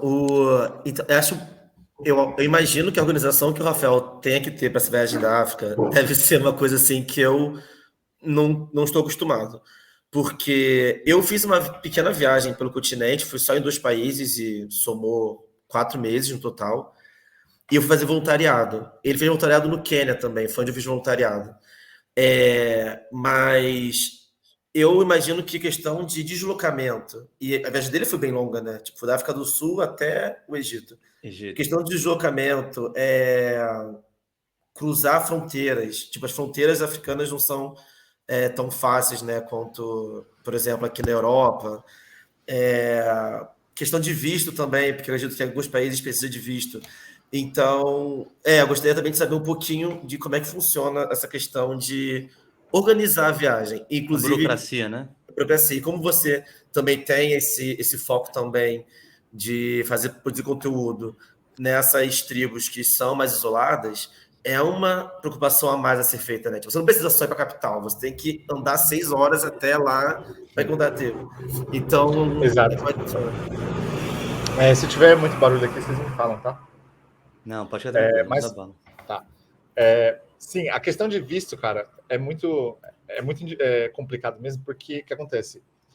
No continente africano, as informações são muito desencontradas, né? Quando você está viajando, cruzando as fronteiras, as informações que você vai achar na internet hoje pode não ser as informações atualizadas. E geralmente não, tá? Posso dizer que as regras do continente africano mudam com muita frequência. Então, a única forma de você conhecer, saber dos vistos, das fronteiras, é estando no país. Não tem outra forma, gente. Não tem outra melhor forma a não ser ir para o país. Então, se você quer saber como você cruza da África do Sul para Moçambique, você tem que ir para a África do Sul para saber. Não tem como você do Brasil saber disso, entendeu? Então, para mim, essa parte dos vistos foi sempre um desafio, mas como eu tinha algumas referências de viajantes que estavam cruzando a fronteira, como eu estava subindo, eu muitas vezes encontrava com viajantes descendo. Então eu perguntava para ele, beleza, eu quero ir para a Tanzânia, como é que está a fronteira? Está aberta, está fechada? Pode tirar o visto na fronteira? Não pode? Então eu recebia muitas informações ali, up to date, né, atualizadas sobre as fronteiras. Essa é a melhor forma de cruzar as fronteiras na África. Não tem outra melhor forma. E, assim, uma coisa que eu sempre coloco na cabeça é que vai dar certo no final, sabe? Não, eu sei que às vezes tem algumas dúvidas, né? As pessoas falam, não, mas e se eu for e não dá certo? Vai dar certo, você vai encontrar uma forma de cruzar aquela fronteira, sabe? Sempre há uma forma de cruzar, mas no continente africano ele é um pouco mais desafiador desse ponto de vista, inclusive foi por isso que eu escolhi o continente africano, para começar pelo continente africano, porque eu queria fazer uma viagem um pouco mais desafiadora, né? E eu sabia que o continente africano é um dos mais difíceis de viajar, então foi por isso que eu comecei pelo continente africano, porque eu falei, cara, vai ser o mais difícil, e depois que eu passar pelo mais difícil, os outros ficam mais fáceis. Né? Então, por exemplo, quando eu ia, por exemplo, quero conhecer o povo lá na Tanzânia, o povo Hadza, né? Nesse momento, acho que eu estava em Malawi, eu estava no Malawi, e aí, no Malawi, eu pego informação, beleza, quero ir para a Tanzânia, como que eu atravesso a fronteira? A fronteira está aberta, porque tem que tomar cuidado, porque muitas vezes você encontra na internet, passa por essa fronteira, e quando você chega lá, a fronteira está fechada, isso pode acontecer, porque a África, as coisas mudam muito da noite para o dia, né, então, principalmente que ainda tem conflitos étnicos em algumas fronteiras, então isso pode acontecer. Então, meu conteúdo, a minha viagem, ela tinha uma rota, né, da África do Sul ao Egito, mas eu queria fazer a rota que encaixasse dentro dos conteúdos que eu queria fazer, sabe? Então, por isso que, por exemplo, para visitar o povo Hadza, em teoria, não vai muito... não pertence à rota sentido norte, né? Se eu quisesse realmente passar somente na rota, mas eu quis desviar um pouquinho a rota dentro do país para poder produzir os conteúdos. Então, eu fiz muito isso. Beleza, e agora daqui para frente, Rafa, você está em Hong Kong, conta pra gente um pouquinho da sua programação de viagem, se quiser dar algum spoiler, também se não quiser, não tem problema, a gente vai continuar acompanhando de qualquer jeito aí. Como é que tá os seus próximos passos aí, cara? Cara, tem muito conteúdo para vir. esse ano. Vocês não têm noção do tanto de conteúdo. Cara, é assim, muito mesmo, muito. Eu tenho uma lista que eu não sei se eu vou conseguir até produzir, porque é muito conteúdo, gente, muito mesmo. Então, tem muito conteúdo sobre comida, né? Aí, começando sobre comida, a gente tem muitos... enfim, eu tô no continente asiático, para quem visitou o continente asiático sabe do que eu tô falando, que a comida realmente é diferente do ocidental, muito diferente. Só que assim, eu não vou fazer conteúdos tradicionais ou comerciais sobre comida. Eu vou fazer sobre comidas realmente diferentes, exóticas, assim, comidas que provavelmente mesmo quem visitou o continente nunca comeu. Então, assim, mesmo falando sobre comida, ainda vou entrar numa linha do que o mundo não mostra, né? Do que conteúdos diferentes. E sempre sem julgar a cultura local. Não importa o que seja que eles comem, eu vou tentar não julgar sempre. E também sobre povos nativos. Tem muitos povos nativos que eu vou conhecer. Eu tenho aí uma lista de pelo menos uns 6 ou 7 que eu vou conhecer. Eu quero muito ir para Ilha de Papua Nova Guiné, que Ilha de Papua Nova Guiné é um paraíso para o meu tipo de conteúdo, porque tem muitos povos nativos, é um paraíso, eu estou no céu ali. Ali sai 20 conteúdos fáceis, sabe? Muito fácil. Então, eu tenho planos de ir para lá, eu vou conseguir, porque eu tenho outras coisas também por vir aí, questão da expedição em setembro, que eu estou fazendo uma expedição, para quem não sabe, estou fazendo uma expedição para conhecer o povo Hadza, não só conhecer o povo Hadza, mas como também conhecer o povo Maasai, alguns outros povos que eu também já visitei na Tanzânia, assim como na Etiópia também, povos nativos na Etiópia. Então, em setembro vai acontecer minha expedição, então eu tenho que voltar do continente asiático para a Tanzânia. Então, meu período no continente asiático é até final de agosto, mas vai ter muito conteúdo assim que vai explodir a cabeça da maioria das pessoas. Fala, cara, como assim isso existe? Vai ser nesse nível. Ô, Rafi, você falando agora, cara, me surgiu uma pergunta, cara. Você está comentando que vai ter bastante conteúdo, que você tem... você pesquisa até para saber quais são os conteúdos que você quer fazer, etc. Tem a questão da expedição. A equipe, Isso o Mundo Não Mostra, é só o Rafael ou você tem a ajuda de alguma outra pessoa? Para produzir os vídeos, só o Rafael. Hoje, por exemplo, todos os vídeos que eu produzo, pesquisas, copy, edição, tudo eu que faço, eu que decido as músicas. No começo do canal, eu tinha um editor que me ajudava com algumas músicas, por exemplo, então eu fazia o vídeo e ele trazia algumas ideias de música, então eu mandava o vídeo para ele, né, um vídeo, às vezes, sei lá, 1 GB de vídeo, eu mandava para ele me retornava o vídeo com as músicas, com a trilha sonora do vídeo. Se tiver muito barulho aqui, vocês falam, tá? Pode ficar tranquilo, vocês estão me ouvindo de boa, né? Tá. Sim. Então, ele me mandava o vídeo já com a trilha sonora, só que eu não gostei muito da dinâmica, por quê? Às vezes ele não conseguia, não por falta de capacidade, tá? Ele era um puto editor, só que às vezes ele não tinha tanta sensibilidade que eu tinha para escolher as músicas, porque eu vivia aqueles momentos, eu sei que tipo de música eu quero para aqueles momentos. Então, no final das contas, eu cheguei à conclusão de que eu não posso ter, não adianta eu ter um editor, por melhor que seja o editor, um editor à distância dificilmente ele vai ter, pode até ser que exista alguns que tenham, mas dificilmente ele vai ter a mesma sensibilidade que eu, que vivi aquele momento. Eu sei o que eu quero passar. Então, hoje a minha conclusão é, para eu trabalhar nos vídeos em si, com algum editor, o editor precisa estar comigo. Não adianta eu mandar para o editor. O editor precisa estar viajando comigo, porque ele precisa ver o que eu estou vendo, ele precisa sentir o que eu estou sentindo ali. Ó, a gente está passando por essa experiência aqui no meio do mato. Olha o seu ambiente, o que você sente, o que você vê. E aí, assim, a gente consegue trabalhar melhor nas emoções do vídeo, né? Porque os meus vídeos, eu quero trazer essas emoções para as pessoas, né? Exatamente o que eu estou sentindo ali na hora. Inclusive, isso é uma das coisas que as pessoas mais gostam do meu canal também, que eu trago essa parte de emoção, de trazer ali o momento que eu estou vivendo. Então, no canal em si, somente eu tenho algumas pessoas que me ajudam com algumas coisas muito menores, assim, por exemplo, eu tenho, obviamente, esse editor, digamos que eu tenho 2 editores ali que me ajudam em algumas coisinhas muito específicas, algum efeitozinho de transição, alguma coisa que eu preciso fazer, eles me ajudam com alguma coisa do tipo. E mais, eu tenho uma pessoa que também me ajuda a administrar o site do Isso o Mundo Não Mostra, que o site hoje ainda está um pouco sem informação, eu quero alimentar com informações de cultura, inclusive, eu quero trazer um conteúdo, um blog cultural para o canal. Então, não vai ter algumas dicas de viagem, sim. Eu quero trabalhar também algumas dicas de viagem para a África, né? Essa é uma outra vertente viagem, não necessariamente tem a ver com o canal, mas eu também quero trazer blogs de culturas. Então, isso é uma coisa Legal. Que eu quero muito trazer, para a gente conseguir, enfim, trabalhar não só da parte de vídeos culturais, mas também de textos culturais, mostrando fotos e culturas locais dos países que eu visitar. Maravilha. Agora, uma curiosidade que me bateu aqui. Eu acredito que você deva ouvir isso muitas vezes, mas nessa sua experiência produzindo esse conteúdo e indo nesses lugares mais afastados, né, com os povos originários, teve alguma situação assim, tipo, uma situação mais complicada assim que você viveu? É tudo de curiosidade mesmo. Tipo, alguma. Como assim? Você fala visitando povos nativos? Tipo, uma coisa cultural, ou você sentiu que não foi bem recebido, ou alguma coisa que você se sentiu mais inseguro?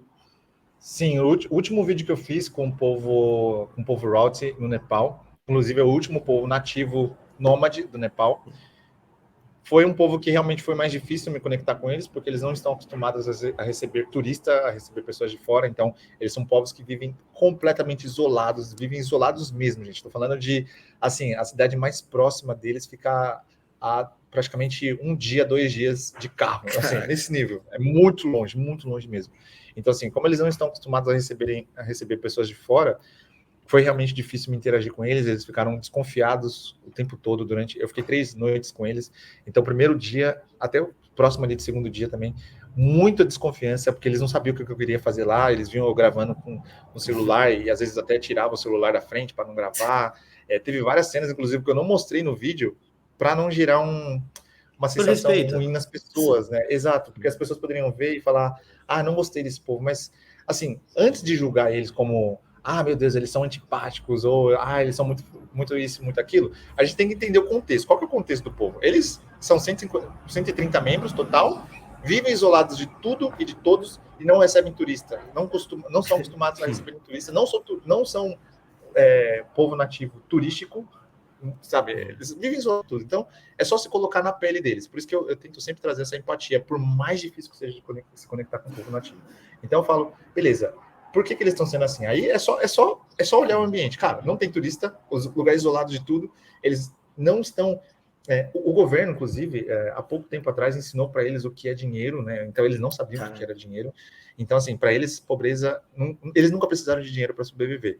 E há 15 anos atrás, o governo ensinou para eles o que é dinheiro, né? Começou a dar $5 para cada um deles por mês, e aí eles começaram a entender o que era dinheiro, e aí eles começaram a sentir falta de dinheiro.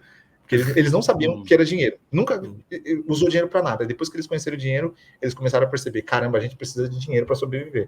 Então, assim, existem vários contextos ali para eles me tratarem daquele jeito. E eu super entendo. Eu jamais vou falar, esse povo é isso, é ruim, blá, blá, blá. Não foi a mesma experiência que os outros povos nativos que eu visitei na África. Não foi. Realmente foi diferente. Mas, ainda assim, eu tento entender o contexto, sabe? Então, para mim, até o momento, esse foi o povo nativo mais difícil que eu tive, assim, de me conectar. Foi um dos realmente mais fechados. Mas ainda assim, eu entendo o lado deles. E não julgo, jamais. Pô, maneiro.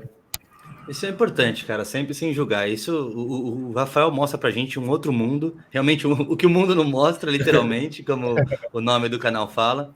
E vale a pena a imersão ali no canal dele, passar algumas horinhas ali, pelo menos alguns minutos, para conseguir entender qual é o tipo de conteúdo, porque você sai de lá uma nova pessoa. Rafael, nosso querido Nicolas também, 1h42 de episódio, amei falar com vocês. Eita. Tem um rito de final de episódio que eu quero fazer com você também, Rafa, para a gente não perder isso, que é você fechar esse episódio com a sua mensagem, para quem está ouvindo, uma mensagem que seja de apoio, uma mensagem que seja de motivação, de inspiração, um fechamento aí do episódio como um todo, já que a gente falou muito de inspiração aqui nesse episódio, nada melhor do que fechar com uma frase sua aí para conseguir empurrar o pessoal. E também, Nicolas, já que é a sua primeira passagem aqui no Passaporte, que não seja a última, por favor, também queria pedir para você também fazer uma frase. Vamos começar então pelo Rafa e depois, Nicolas, eu queria também uma frase sua, tá? Beleza. Cara, a mensagem que eu tenho é: dê o primeiro passo. Cara, esse é o ponto que virou a chave da minha vida. Pode planejar o que for, pode fazer planilhas, pode... Isso vale para qualquer coisa que a pessoa desejar, tá? Isso vale se você quer fazer uma viagem, se você quer abrir um negócio, seja lá o que for. Dê o primeiro passo. Mais importante até que o planejamento. O planejamento é muito importante, mas se não der o primeiro passo, cara, fica tudo ali na imaginação e a imaginação vai travar. Vai travar. Tem que dar o primeiro passo porque a clareza vem depois, quando você começa a executar aquilo que você precisa, que você quer executar, nesse momento que você começa a entender. Fala, não, agora sim eu consigo colocar o plano que eu fiz em ação. Então, dê o primeiro passo é a mensagem principal para mim, em toda essa viagem. Show, show de bola. E a minha frase vai ser, eu tenho tatuado aqui no meu braço, inclusive. É uma frase em francês, mas que traduzindo ao português seria: viva seus sonhos, não. Viva seus sonhos, não viva sonhando. Ou seja, viva seus sonhos e não fique sempre nos planos das ideias, realize-os. E é o que o Rafael falou, dar o primeiro passo é tipo assim, fundamental, porque eu acho que é muito triste quando a gente passa toda uma vida sonhando com alguma coisa. Tipo assim, você sabe o que você quer fazer, você sabe que vai te fazer feliz, mas você não faz por medo, por insegurança, por N motivos. Então, aqui nessa conversa aqui temos 3 pessoas que fizeram, né? Estão fazendo o que querem, que estão realizando os seus sonhos. Somos apenas 3 de um mundo aí que tem de exemplos. Então, todo mundo que está ouvindo aí possa levar essa mensagem para casa e realizar aí seus sonhos. Perfeito, pessoal. É isso aí, cara. Não tem como fechar da melhor forma que esse episódio. Queria aproveitar também, você que está ouvindo a gente, se você chegou até aqui, é que você está gostando, então não deixe de dar sua avaliação para a gente ali no Spotify ou qualquer plataforma que esteja ouvindo a gente. Isso é muito importante para o nosso canal aqui, para o nosso podcast crescer. E se você está vendo a gente com imagens pelo YouTube, também se inscreve no canal, deixa o seu like e comenta aqui para a gente uma pergunta para fazer para o Rafael, para fazer para o Nicolas, que se eles não lerem, eu vou fazer questão de ir atrás deles para eles lerem e eu respondo para vocês por aqui. Mais uma vez, muito obrigado pela audiência. Esse Passapod, ele cresce por conta de vocês. Muito obrigado, até o próximo, carimbada nesse Passapod. Nicolas, um abraço, meu querido. Rafa, sucesso, todo o sucesso do mundo para você. Até a próxima, pessoal. Valeu, uma honra Valeu, aqui. valeu. Valeu. Tchau, tchau. Tchau, valeu.